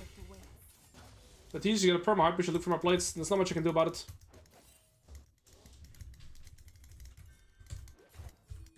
He can pretty much kill this turret under my nose. Especially if he's ignite, he can kill me as well. Good. Survive for 1 wave. This wave I can collect as well, get my clips. Next wave, he'll counter wave, my turret is gone. I'm setting that for Viego too, that's why I worked here instead of here. So I can see the Viego approaching if he comes. Very cute lay.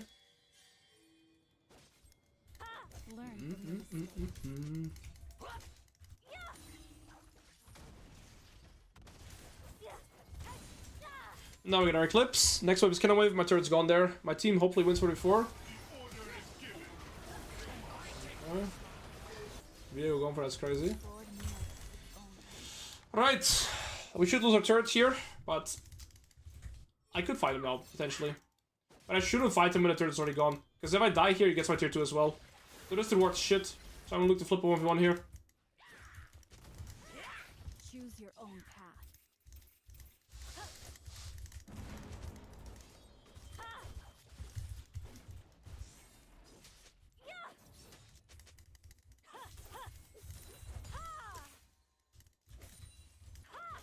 My hands Their Azir is not that strong. Kled is their main weak addition for now.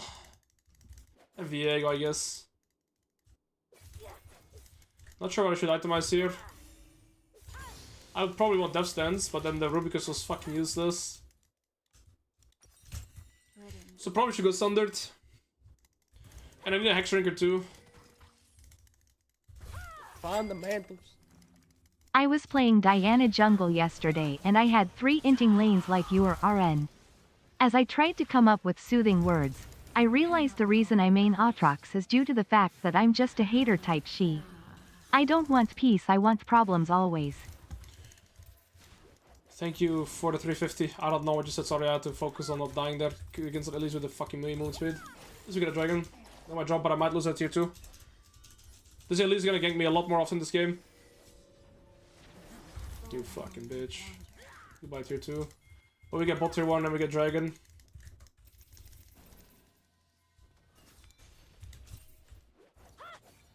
That's gone.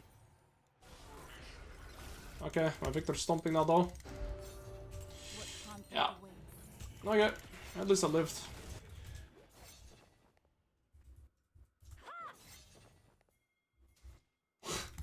Okay, they were 350. Yeah,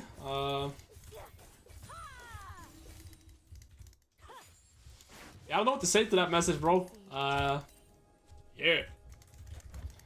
My job is to try and farm. Try and stay useful in this game.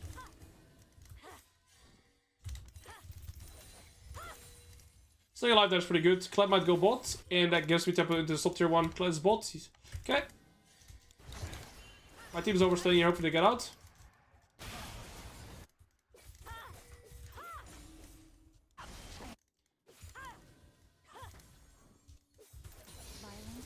Kinda said that we all die. Hurricane might get mid tier 1. Kled's gameplay is gonna be super linear. He's gonna play for the bot tier 1 and bot tier 2. No, he's going mid. Okay. Kled wants to be bot lane for sure. Okay. Antonio's getting it. Alright, I'll move bot. I'll move bot now. Do I go for this? No. I probably should go Sunderts first. Because I got them the Ruby Crystal. Okay, would be massive if they kill the Kled here. I'm farming back, right? I push out the top wave all the way, it's gonna bounce. We get tempo here. I can collect this bot wave. Bot turret does have HP. We're not having enough tempo there because by 30 seconds when I'm finally there, Kled's gonna be alive too. But I can try and punish or push as much as I can here. Ultimately, if I push out the side wave, then Kled has to collect and then he can group up, right? My team is stronger 4v4, but we lose 5v5 because Kled's stronger than I am. But we're getting a lot of gold. Kled walked all the way bot, got nothing. I pushed out top wave and got the tier 1. And now I collect all the bot waves. So we're back in CS. And we're back in ESP too. To be fair, by the time that he's second item, I'm going to have second item as well. We're actually completely fine here. And remember when I said I push out the top wave before leaving? Look at the top wave now. It's on my side. Now I can do a little bit of a risky play here. Just go for this. I think I want to take the risk. 700 gold. I'll get my item. Higher result. Run away, baby. Okay. That would have spiked me to my item. But that's so good. Now he has no ult. I'm gonna be on this mid wave whilst he's collecting this bot wave. So I actually force a 5v4 here. We have 5v4 scenario. Because Kled's bot. It's good. It's good. Enemy team has to retreat. They're killing the Viego. Okay, that guy should be dead. Or the Azir rather. And now I can push out the mid wave. And be in time in bot wave again too. Really good macro sequence here. Good. Very, very, very good. I want to play the map from behind. Feel like we got the maximum there out of the Kled death timer. And now by the time he has 2 items, I'm gonna have 2 items as well. And then we just go death stance. Once I have death stance, I win. And even though I was ultra far behind, now I'm almost nicest per minute again. There you go. Whichever you're betting right now, still Reddington. Alright, next item is death stance, and then we actually win the 1v1. Which champions are we playing to play today? Well, if we play main, I'm best out Riven, Garen. Depends on the champion they play. I don't really want to play Garen into like a Kled, right? If I blind pick, I pick Riven. If I can counter pick, I decide on the draft. This guy's, I have actually 2 items now, like very strong in the game. I might face check the Kled here. Oh. He was waiting for me, little bastard.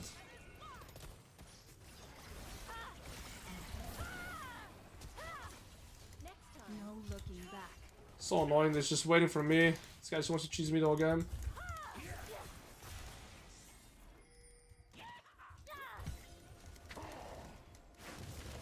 Found the piggy. Well, that canceled my Q3. Can't believe it. Alright. We're still going? Oh my days. Goodbye to my wave, I guess. Alright, time to go. I'll get a cloth hammer. He has 2 items, I have 2 items. I think we've done alright this game. In terms of like after laning phase, but the way I play at my lane, very embarrassing, honestly. This guy's creepy. Yeah, I will say, I'm actually liking this game because I was strong-sided and I died on strong-side. And my bot lane was weak-sided and look at their bot lane compared to mine. So, this game is very simple. I don't think there's much to learn. My level 1, level 2 was really good. I made the wave bounce, and then on the bounce, I died to this level 3 timer. I used too many cooldowns to try and proc his bomb plating, because I wanted to pep the gank by Skarner, and I misplayed it, and I died. And then there was another turn where I misplayed, right on the level 6. He killed me as well, so yeah, I made 2 buns in a row, but because we were strong-sided, we ended up not falling too far behind. So I was lucky.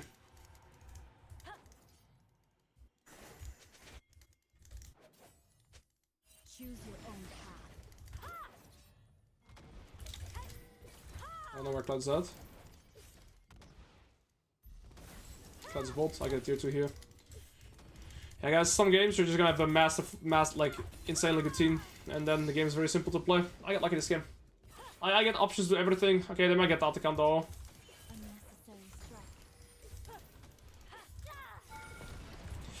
I don't know, we just all died there. Not in my control though.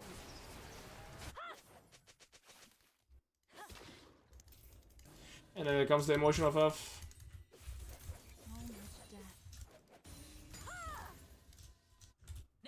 I'm gonna give him the tier 2 here. We're in a fine spot. Even with them getting the Atakan, they don't really get any chance to play with it. Like, their sides are all the way pushed in. They'll need like a minute before they... I mean, maybe mid tier 1 they can play for, so just put the Victor mid. Right, they have Atakan for like 2 minutes. Like, Alois is the same thing. They have no objectives to force around. Yep. Just cover mid tier 1 and we're good. On death stance I carry this game here. They have nothing to play for. I can still play for bot tier 2.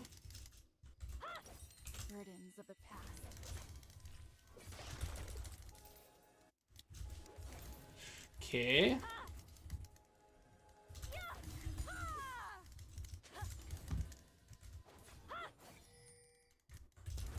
The time for talk is over. They cannot go unpunished.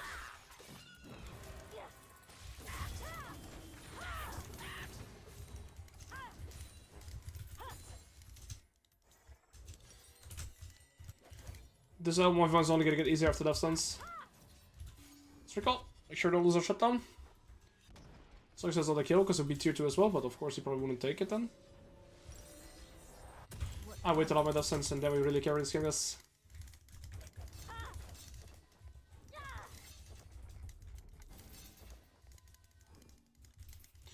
Jens, how to put the tips into practice. Try to implement one concept at a time. It's a great way.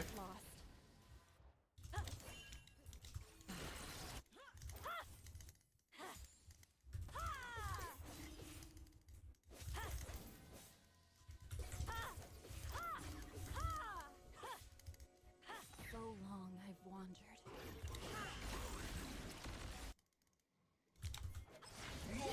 Why would we jump in? Leona says they can't force, so I will force it for them. This guy literally said they can force, and then she jumps in. I don't understand. I think I keep pushing. I get the tier 2. But I mean, she literally said they can force, and she jumped in, right? So, yeah.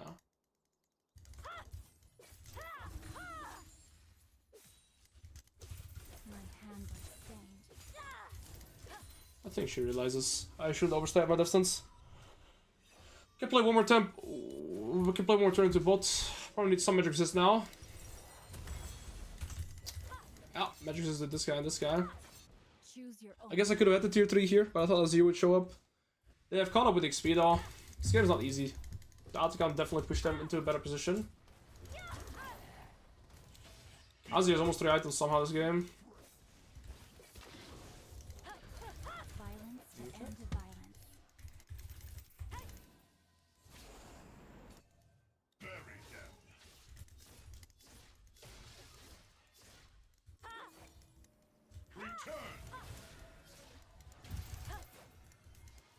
Learn from your mistakes.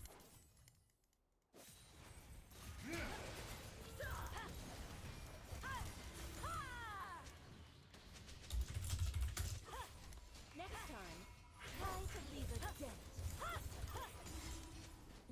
No magic mantle is super useful here.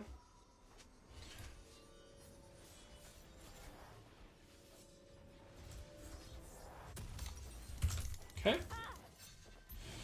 I mean, I flash hold everything. They do have very fast Baron here. There's Serpent's Fang, but I still win the 1v1. Oh. Well, and I recall for tempo. I could have had the bot there too here. Somebody needs to defend this. This game is just getting very hard now.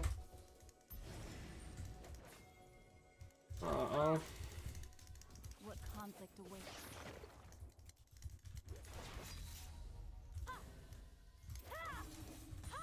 I still don't have the bot there too. I do believe we still outskill, but if Xayah, Azir get high items, they're super hard to deal with, honestly. For those who were lost. I'm not really ahead of the curve anymore. I win sideline against both Kled and Azir though.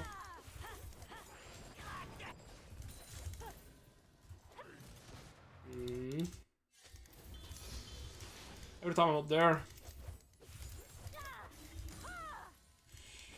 Yeah, they're dead. Oh. Never mind, my team is faker. They're losing the game from this, by the way. Whole team is bot. They trade 1 for 1 in a 1v5. 2v5, they trade 1 for 1. Crazy shit I've seen. We get mid tier 2, mid tier 3.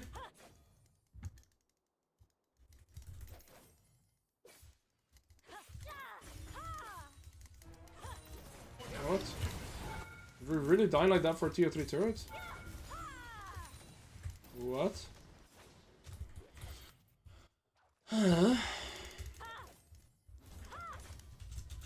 They just killed themselves for a tier 3 turret, bro.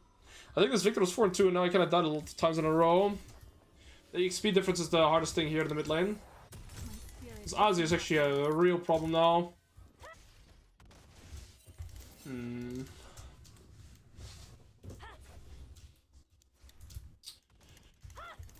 Yeah, we're not really ahead of the gold or XP this game. It's just kind of an even game state. I am awakened.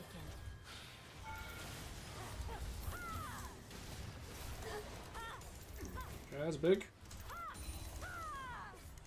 It's gonna spike me to my 3rd item. I'm definitely finishing them all. Yeah. So long I've wandered. I'm sorry, Victor. You're gonna have to give this to me. Actually, he can take it, I guess. I got 4 minutes to try and farm to my next item. Before any intro comes up, 3 minutes rather. Victor's gonna spike. My hands are stained. No. Yeah, okay, I spike soon on the item. And my Corki spike soon on the item.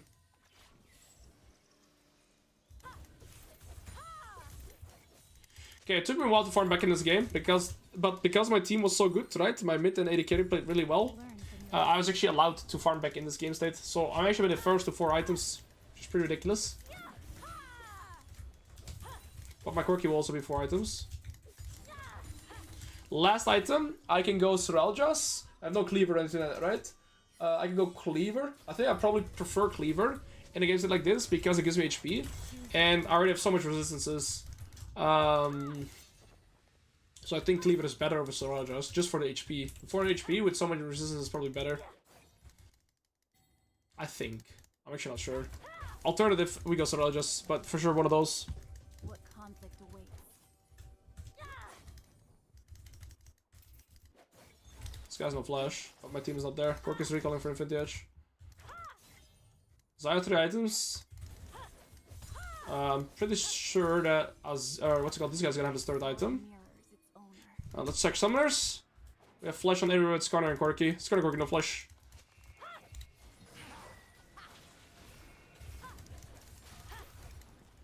We have no midwave. Yeah, Skarner, Corki, no flesh, right? It's really important to have this information before the fight so I can kind of anticipate how it's gonna play out. I know Leona has flesh. I know I have flesh.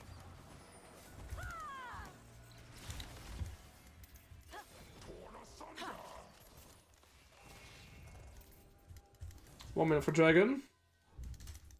Just our soul. I'm gonna push out one top wave. I can also move mid.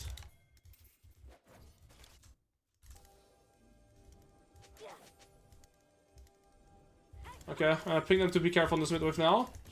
I'm pushing top wave. He can never 1v1 me. Like, he's scared of me, right? And I can even 2v1, honestly, if I play really well. I just gotta focus Viego. Okay, if I sell this, 180. Mr. Rosef, they're gonna 2v1 me. I waste time so we get soul.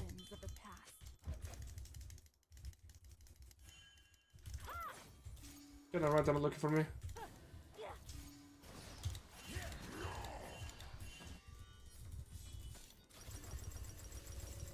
Now I can get a Cold Fields. Okay, we get Cold Fields, I guess.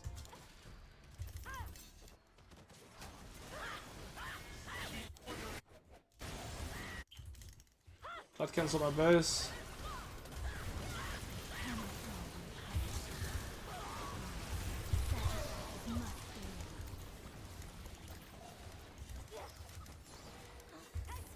Okay. Well, I don't have to do much this fight, but just flush ult. We should get the soul. It must come to pass.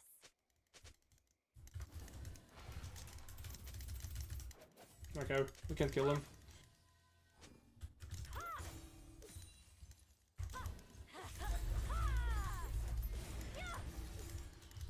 Violence to end violence. Okay. Viego took this, so he might be here now. There is no other way. You see how I double crit him? It's a bug that's been in the game since Solid Sky release. I double crit him when I have 0% crit. Solid Sky goes twice. It's like I said, it's been a bug since the release of Solid Sky against Viego specifically. I don't know why, but he gets double crits and it's pretty unfair. Riven is so disgustingly good against Viego because of that, by the way. I double crit him every time. Funny bug.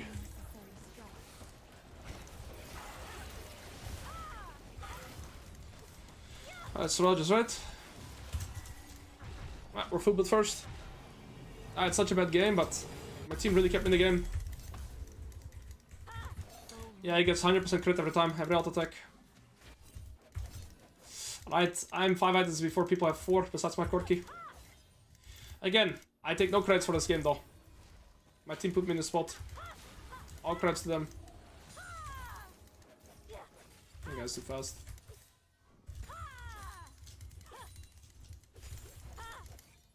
I got strong-sided and I lost, but my team allowed me to skill into this game. I was able to farm because of the space they created for me.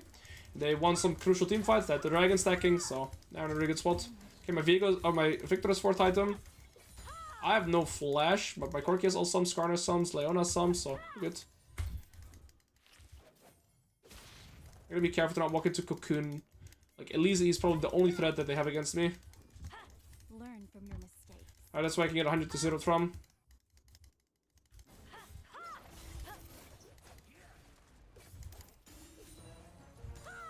Where is that? We have flashes there. What conflict awaits? My team fine.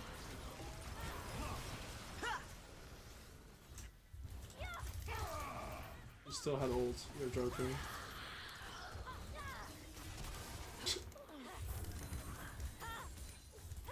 My team just carried me. Nice. I got carried this game. Even though I'm not being the highest resource player. Riven is amazing at that, right? It's a good game to watch how to play from behind though, regarding the macro decisions that I made. But again, if I'm behind and my team is ahead, you get a lot more opportunities to trade. Because Kled is kind of forced to make plays with his team. One time it doesn't work out, I get a lot. I get back to even. Second time it doesn't work out, I actually get ahead. And that's kind of what happened. So yeah, I think it's good to watch the first game. First game against Trundle is, of course, a perspective on what I do from my head, how I snowball and run away with the game like that. This game is a great example of what I do from behind. But again, all credits to my team. Especially for them not tilting on me as well. Would you ever consider a Korea climb on another role? No. I'm not going to spend so much money to go to Korea and then climb another role. Absolutely not. No. Nope. I'm going to Korea March 26th. So, there's that. March 26th, we're going to be in Korea with the bros. You are looking hella great today, bro. First time message. Paid message. Thank you, bro. Appreciate it.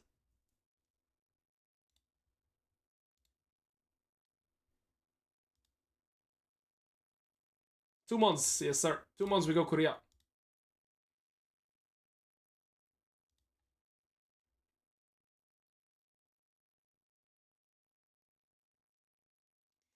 What keyboard are you using? I use a Razer Death Adder Chroma, or not a Chroma, but I have some homie that reached out to me on Discord and is gonna build a custom keyboard for me. So I'm curious about that. Victor here, thanks for the game. I was filled as I'm usually a carry, but thanks for tilting and winning.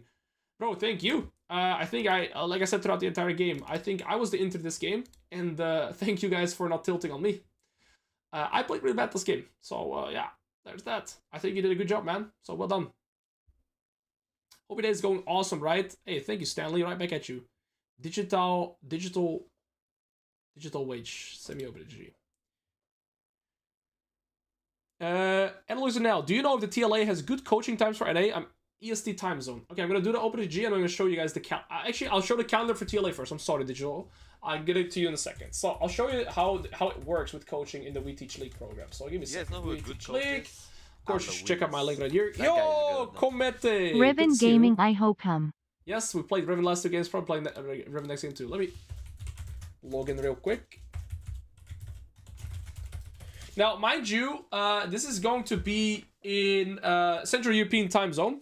But so you might have to factor, like calculate the time zone like that. I quickly have to do 2FA. Of course, I don't want to get hacked. Should use 2FA on everything you use, by the way, guys. Some security fundamentals there. And so after I've logged in, I actually should see all the sessions. Right now, I haven't done right now I'm only doing sessions for EU time zone, but I'm looking to expand and do coaching in the morning for any time zone too, but not yet for now. But there is another coach, that's Chippies. I'm logging in, but it's not working. What's going on? Okay, so there you go. We have coaching calendar. Right now, the way it works, again, this is Central European time zone. I coach always at 8 to 9 p.m. Central European time, 5 times a week. So Sunday to Thursday, I coach here. Then there's going to be some other coaches too, but then Chippy is always coaching for NA time zone, as you can see right here. So 2 to 3 a.m. for me should be like 8 p.m. I think NA time zone. Might be wrong on that. So Chippy's always coaches NA time right now. I coach EU time. Eventually, I want to coach a bit for NA as well, but it'll be early morning for me, late evening NA. So there is those are the timers right now. But it's subject to change. But that is how it looks like right now. Now regarding OpenGG, did you just say it? World is yours, Tony. All right. Okay, Tony. Oh, Urgot. Guys, I feel like I'm not that good of a Jayce player yet, but I just heard that this matchup is so unplayable for Urgot that I feel like I'm just forced to lock the champion. Champ is so strong right now. I'm not the most confident on him yet, but I'm building confidence, and I don't know, I feel like even I can look good on Jayce with Grasp here. Okay, so first things first, you're doing all the things correct. 4 death on average, absolutely amazing. 7 kills on average. So on average, you're going 7 to 4 to 4. Well done. That leads into your high win rate. I think your CS numbers can improve. 7.5 is okay, but if you really want to start getting higher than the diamond level, I think like master and above, you need to try and get this to like an 8.5. If you are able to get these stats and basically win lane and then increase that to higher CS numbers, you're gonna be in an amazing spot. So that'd be the biggest thing. It's hard to say anything else because it's only 35 Riven games. I'm guessing your other champions are kind of just as counter picks. We have a very similar champion pool, although I'm not a cannon piggy. What else? Do I have my good room page here? I think I'm fine. Always. We have a pretty ranged draft here with Jayce, Ezreal, and they have no engage. They're gonna suffer so much against that draft, actually. So yeah. If you have any questions, feel free to ask, but I don't know what else I can say here to you about your RPG. We have Mysterious again. Mysterious is actually a coach in the mid lane academy, so that guy is my goat. Let's go. Winaskew. I think I've actually won every single game with him.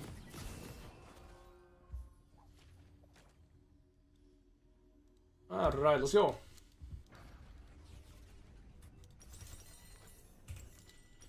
My love. My goat. The brighter tomorrow. All that's left is me. Big man. Why is it question mark in me? Winaskew. Let's go.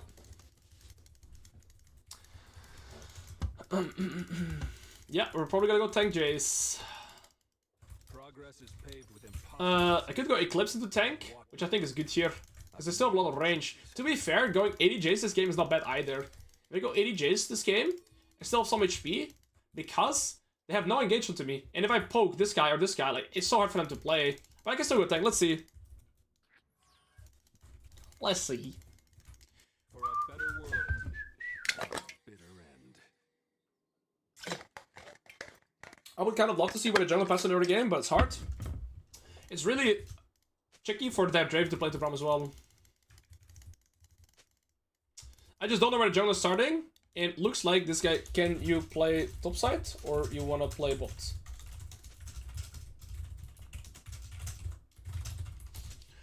I want this guy, like maybe he can invade the Brand topside, you know? But I don't want to be playing defensive here against Brand Urgot. Opening fire. Okay, let's lock in here. Gonna hit him if I can with the grasp, go melee. Good. You get the grasp proc on melee. His cooldown is very long. When I hit here, I gotta drop the aggro into the bush, so the minions don't keep attacking me. And I'm gonna keep getting the grasp procs here. Okay, every time I hit him, you see the minions start hitting me, so I kind of have to walk away to the aggro. Okay, I lost to caster for fun. Good. Not the best early game here. I lost 2 minions. Still good though, we have full prio. Ah. 4 minions lost. That is rough. He's losing those melees though. And the caster. Flawed as its creators. So tilting to play against Jayce with grass. I already have 5. He still did fine, he got farm, I guess. I want to contest this. But by selecting W, I can do a trick that I really like to do, which is go EQ. And then Q the casters. We don't have the trick now, but it's okay. We just select our E now. Slow pushes wave, hard push wave. Next wave. Gaining distance. This guy plays in Narnia.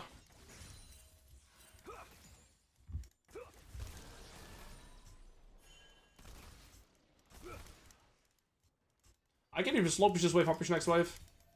Strike first. I don't have to hard push this yet.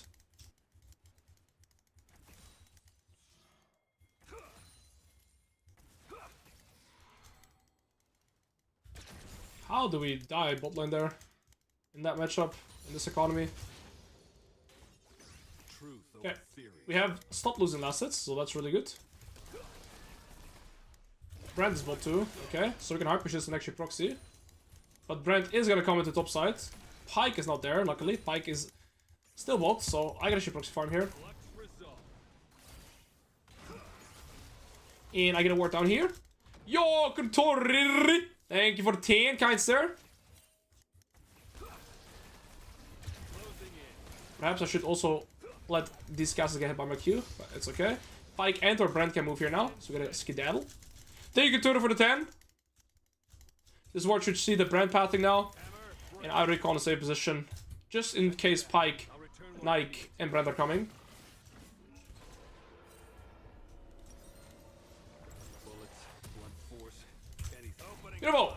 Good early game. We have a tiny CS lead, and we have 7 grass procs, but ultimately, Urgot is pretty strong level 1 to level 3. Afterwards, he heart falls off, so gaining I think Jayce is a bad match for you, Alois. Okay. This Pyke? Shut up, Alexis. Stop reminding me of that Pyke, man. That guy's a criminal. Okay, his Pyke has Boots of Swiftness, so he's gonna roam around the map fast. We actually lost 0 XP there, I believe.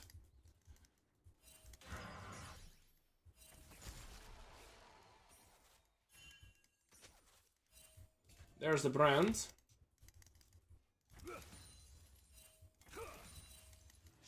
So Urgot's recalling.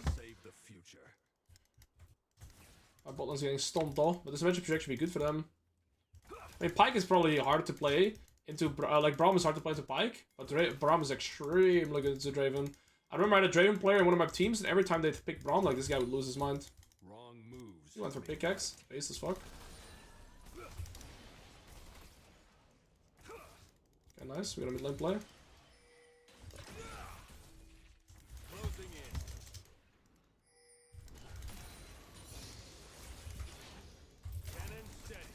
Nice. I think I slow push this wave.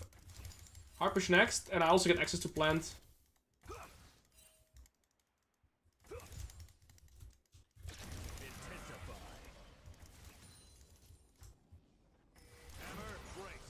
Nice. He loses some more melees.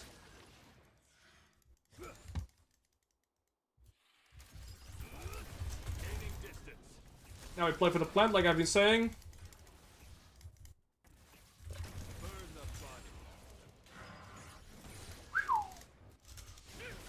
My team is kind of getting cooked. Literally. I don't think they move here. Nice! We have 11 grass procs. We're getting a sizable CS lead here. We're doing pretty good. He's basing, probably TPing back. I'm gonna cancel his base. Nice.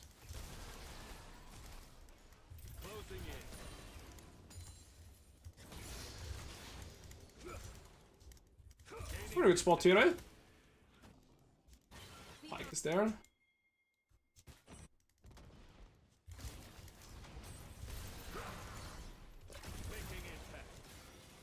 Safety to my app. I've got strong purpose. Don't get in my way. Nice.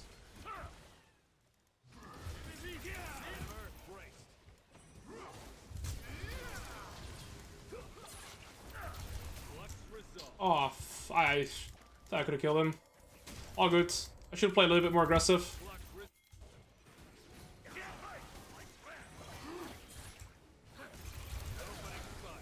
Doesn't kill, right? It does. Level 7, I guess. I don't know why I walked back. Urgot's big set, the wave's pushing into me. I got double kill, 70 assists, and a plate. We're in such a privileged position here. It is crazy. I think. There we go. GG. Unlosable. Escaping won't free me. The things I leave behind will. Like I said, I'm a terrible Jayce player, but with this setup, I feel like I can look good on Jayce.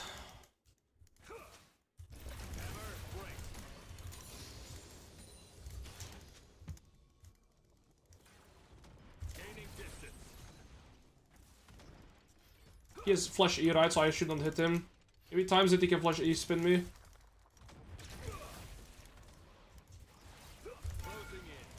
Uh-oh. And the Pyke.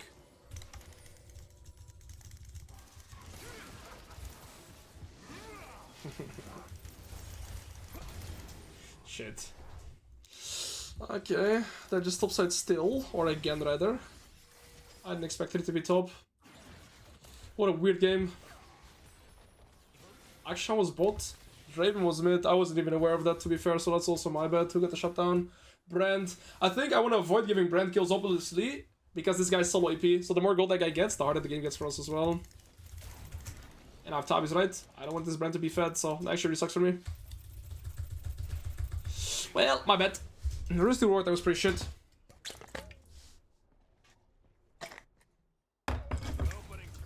All good. We still have range advantage. Our solo AP is also good in the game, which is really important, right? We need Aurora good in the game, they need Brand good in the game, kind of. Oh.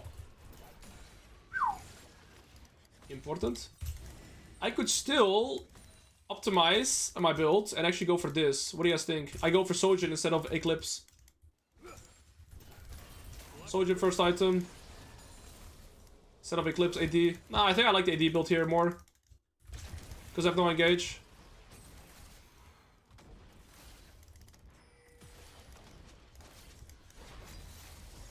Once he's level 9, he can start fighting back to me. Point of no return is long behind us. He can flash me, right? So I gotta be cautious for that.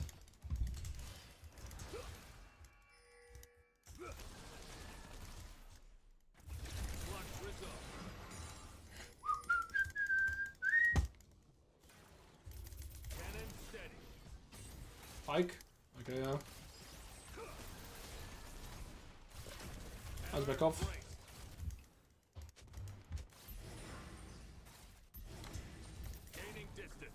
Okay, I mean, we're 23 CS up, we're 2 plates up, I have 2 kills over him.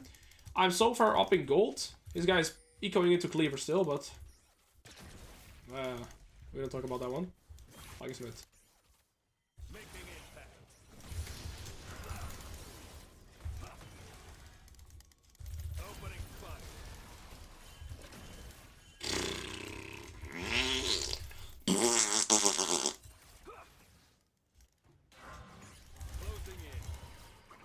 I walked in a straight line, he didn't expect that.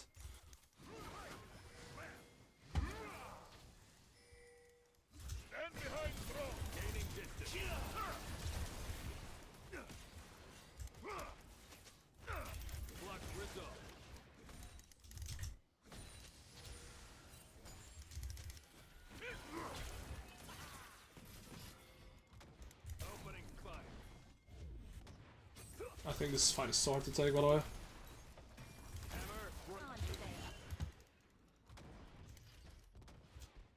This guy doesn't have Cleaver yet, that's massive. I can get my Eclipse soon. Or Sojourn. Random flash at least. That EQ just hit my window. Sorry.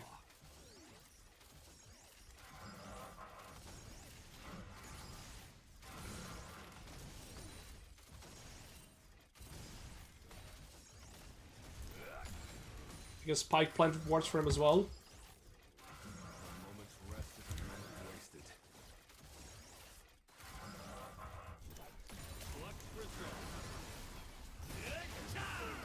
Wait, why would you go back in? Oh, you little green bastard. And now I have to choose Eclipse or Sojourn. I think Eclipse is better. I think we go Eclipse and we go like damage oriented build this game. I think we'll do better. I think I will go for this and then like Sojourn afterwards or something like this. Like we're still gonna be pretty we're still gonna be tanky. I don't think I need to go full tank this game. Because I have solo to engage, and I can poke them so hard. Oh shit. Sorry if I broke somebody else's window there. Oh my days. My EQs are not it.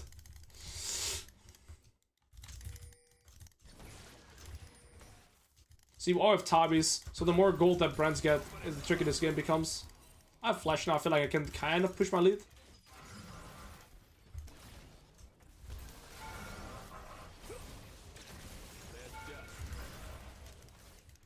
I thought I saw Pike icon below me. Can I go for this? I think we're good. I don't know if that's Urgot's ward or not. I don't know if there's a way to check. I guess you just have to know. We're still 30 CS and 4 plates up. But this Pike brand are perma looking topside too. I can't progress because this Pike is always on the map. Okay, nice, he's bot. And they have Akshan as well. They have Akshan Pike, like it's actually so hard to play. With the amount of move they have, right? Permanently. That I just cannot match. Or my team can't match.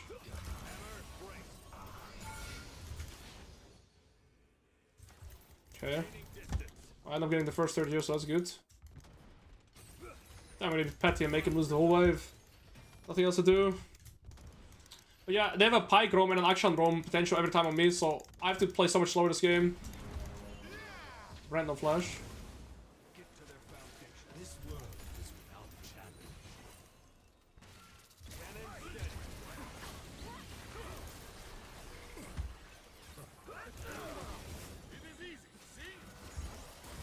We just don't go deep, but I could play for the tier 1. We're going very deep here. I did not see that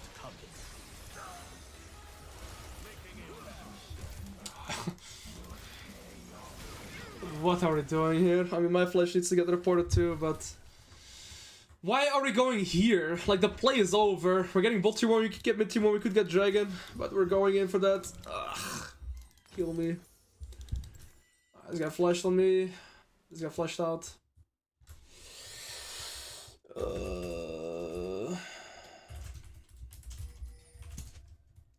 We're still super far up, but yeah, that flash is bad.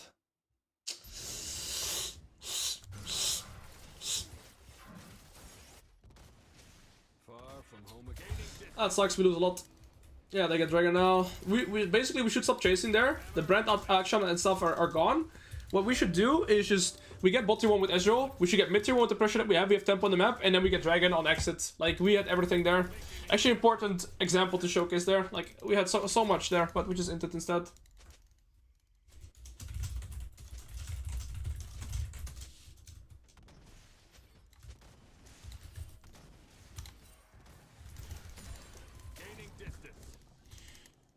This Urgot should be dying on sideline now, like without having flash.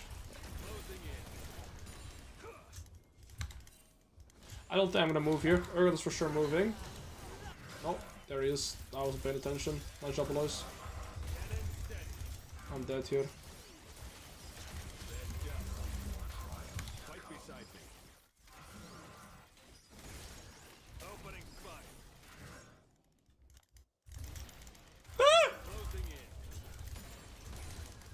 Took the flip, and it worked. Can kill him with the Ram. If he had boots of Sudders, I was so fucking dead.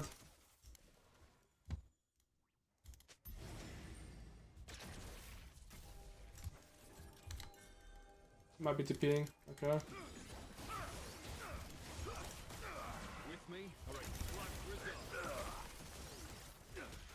Now we're both dead. I see we have this fucking game. Oh, this game is such a tilter, man! I guess we get tier 2, it's fine. They are always there, bro. They have the whole fucking squad on this Urgot scope the whole game. I don't know what to do. I was 2-0 and I did 2 and 3. I'm also playing very undisciplined, I will say, but man, what are some of these plays, man? They're just always there. They're always fucking there. But I guess I've dropped just once to play the silent the whole game, so it makes sense. It makes sense, right? Went for Tabis, okay. I think that's fine. Hungry boy, they were prime. I'm still 2 items pretty fast.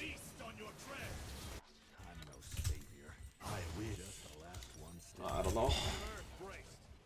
Game hard. Game hard.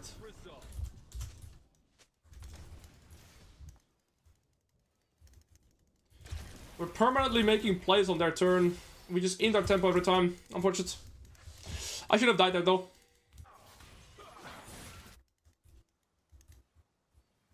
This drop, like, our game should be very easy to play, but we've all made so many mistakes, especially when we all died in the show and give them a second dragon. I hope we'll play Atacam together. The best thing that drop can do is kind of play for picks, right? But if we 5v5, they don't have a fighting chance. Again, the reason I go 80 Jayce's game is because they have no engage and we have full range.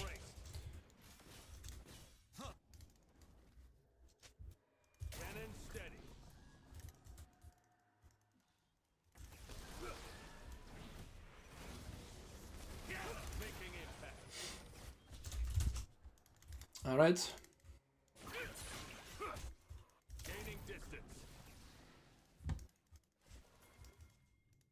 I don't know about this one, man.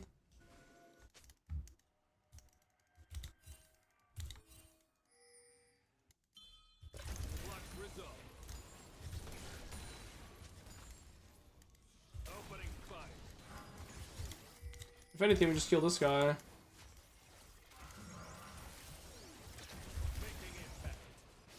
I hate the fact I'm behind the XP against this guy now.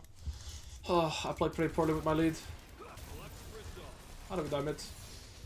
I feel like Ezreal should be impossible to kill for them. Holy shit, their breath is getting so strong. I'm scared to face check this Urgot. Crazy.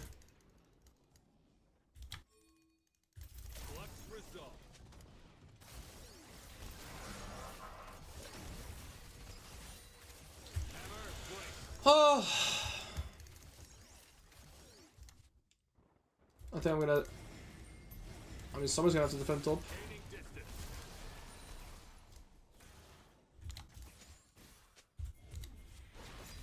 Oh.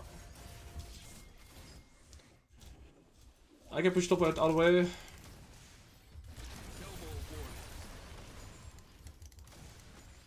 Push one more, then we move. Urgot has a fat shot down, but we still have so much good range. Like, we just gotta play range. My listen is to not dive into their draft, and we're gonna be good.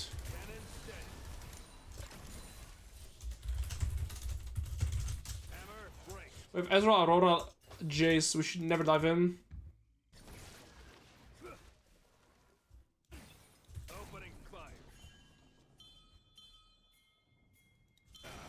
They're doing out the count now.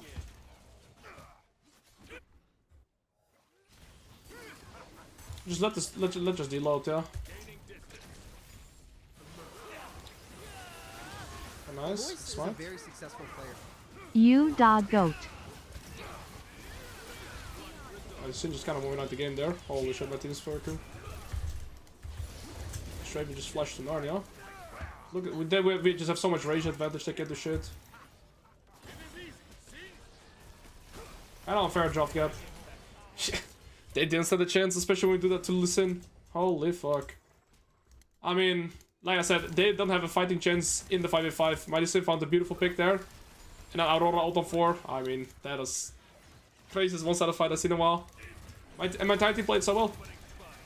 I didn't have to do anything. I could just look like this and I'd look fun. Thank you, I'm Snow, for the Prime. Appreciate it, brother.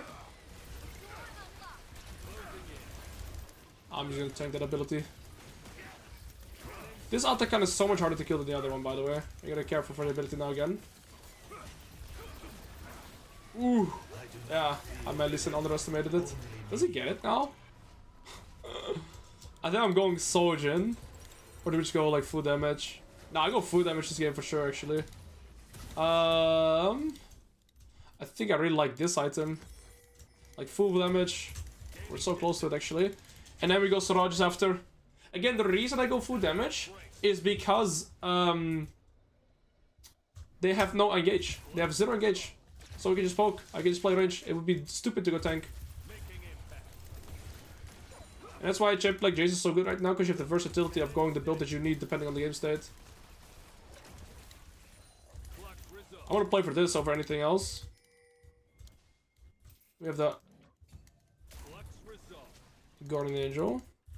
Also nice that this Guardian Angel, when you refresh the cooldown, I can just do whatever I want, because if I die, it's really whatever.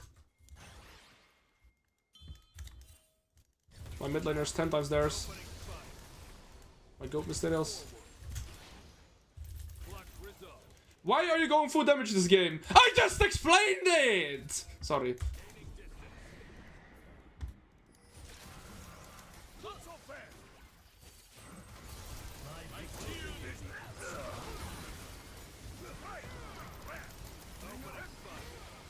Bro, this brand ult is fucking me in the ass. Draven no flash from blinding, big. Dude, this brand is complete 1v9. Akshana's complete 1v9 for us. Yeah, I wanna die too. I feel like I'm fine with dying here. I missed. Auto. Yes! Woo! We got him.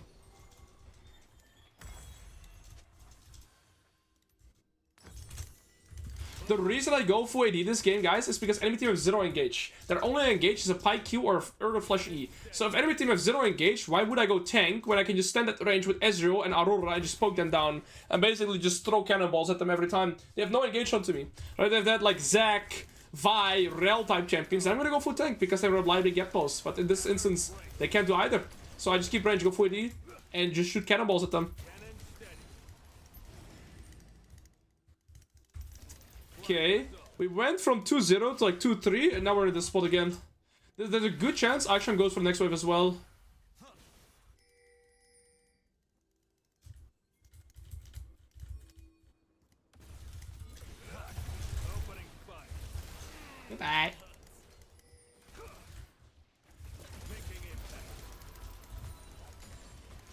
I have to defend bot.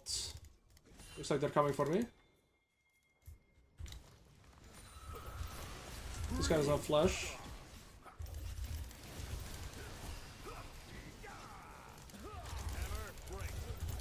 Bitch. Ah! Sorry. Gotta be a little bit manly than that. Oops. Synapse when I killed their 1 in 7 Draven. Pig. Okay, nice.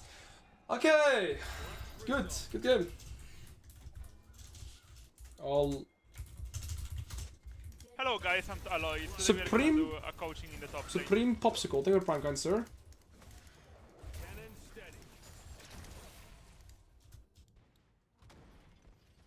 I think we TP. Please don't send 4 people on me randomly. Sorry to TP here.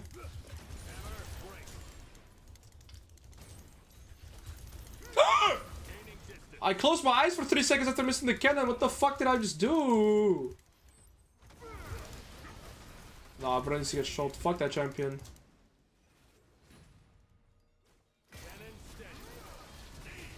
Yes. No. 1 second. Nice. Good job, team. Yo! I did not see that coming.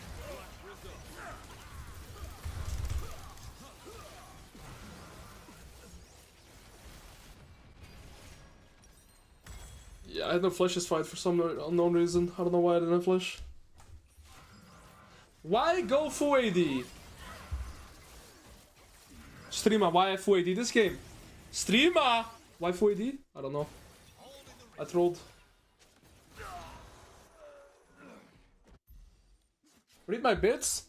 Geef me een klap. Nee. Bro, shut up. Okay, I need different music than this one. Whatever this is. Back to 2012. Nope. This is Joe.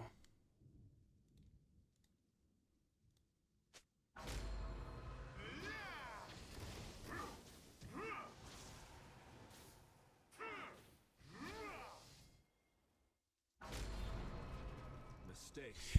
Alright.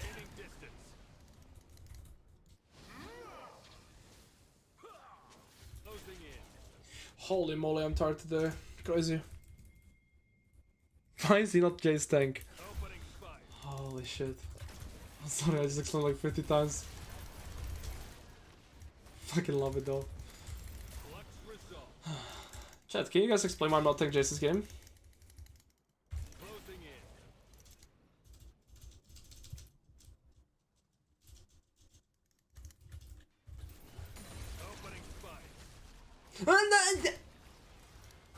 I did it on purpose.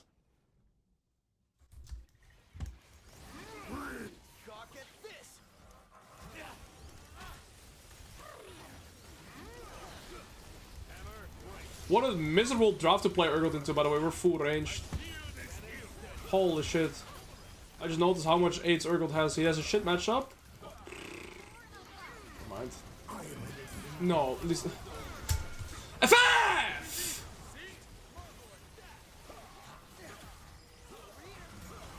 They're actually gonna defend this now or what? Like, we might actually get in trouble if they defend this.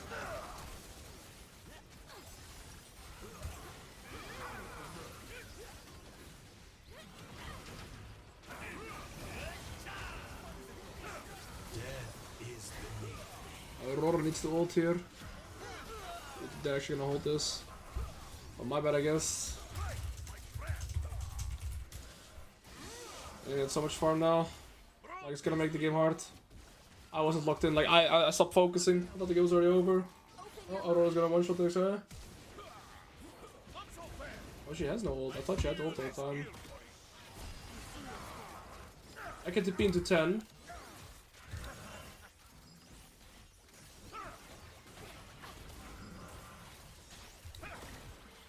Unmade, made again.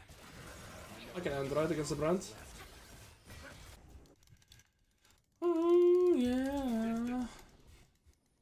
Can I end? I probably can't. Nope. We're gonna run the fuck away. And we're dead.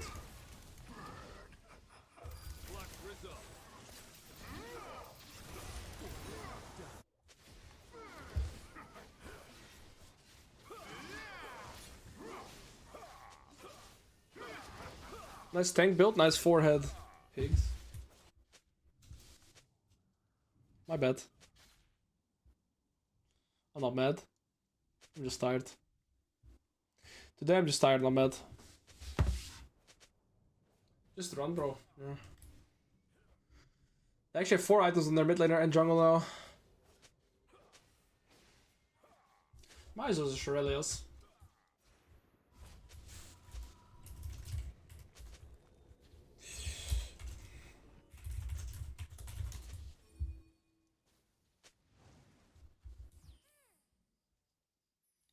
This guy's actually really strong now. Money, money. You wouldn't have died if you were tank Jayce there. Just a hint, Kappa. Can somebody grab me a hammer? No specific reason. No specific reason.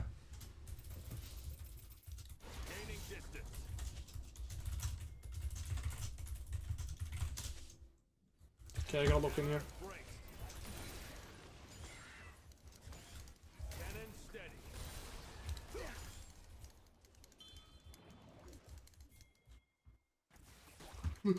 He's not wrong though, bro. He's not wrong though. Bro, we actually can't end, by the way. I'm gonna defend the soul as well. I've actually ended this game so hard.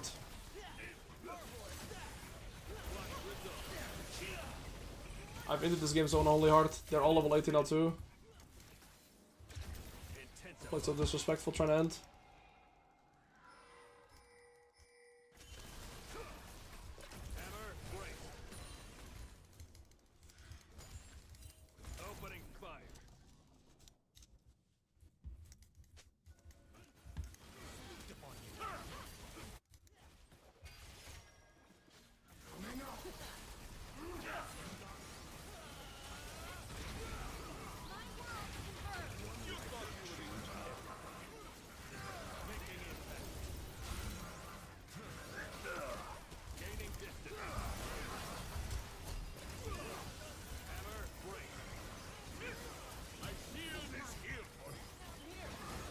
Oh, Brand is there.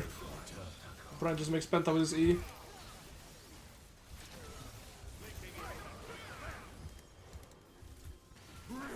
I just got myself.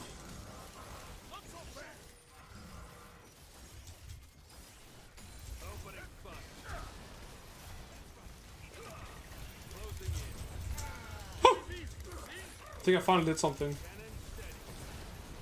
Yep.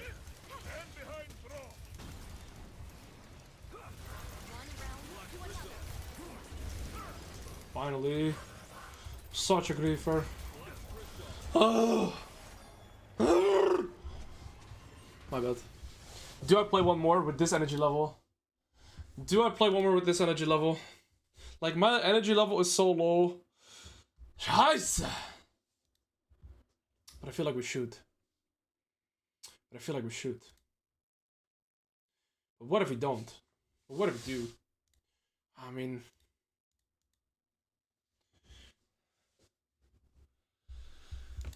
I had to look at that at the end. Okay, my client just dipped because of Vanguard, Van Gogh. Okay, shut the fuck up, Alois. It's 4 PM. I need to go gym.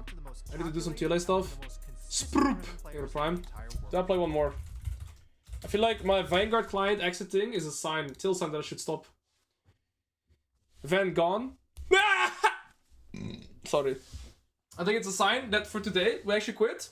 Tomorrow we'll be back freshly. GG's Mysterious. Mysterious, are you streaming? Because then I'll bless you with a raid. Is my Mysterious bro streaming? He's not, unfortunate. Okay, guys. Today was a pretty good stream. We did some occasional games. Then we grabbed main account. Tomorrow I will most likely be starting my Unranked 2 Masters on beginner top lane champions. So I'll compile a list of beginner top lane champions. Warwick, Volibear, Urgot, Mordekaiser, Garen.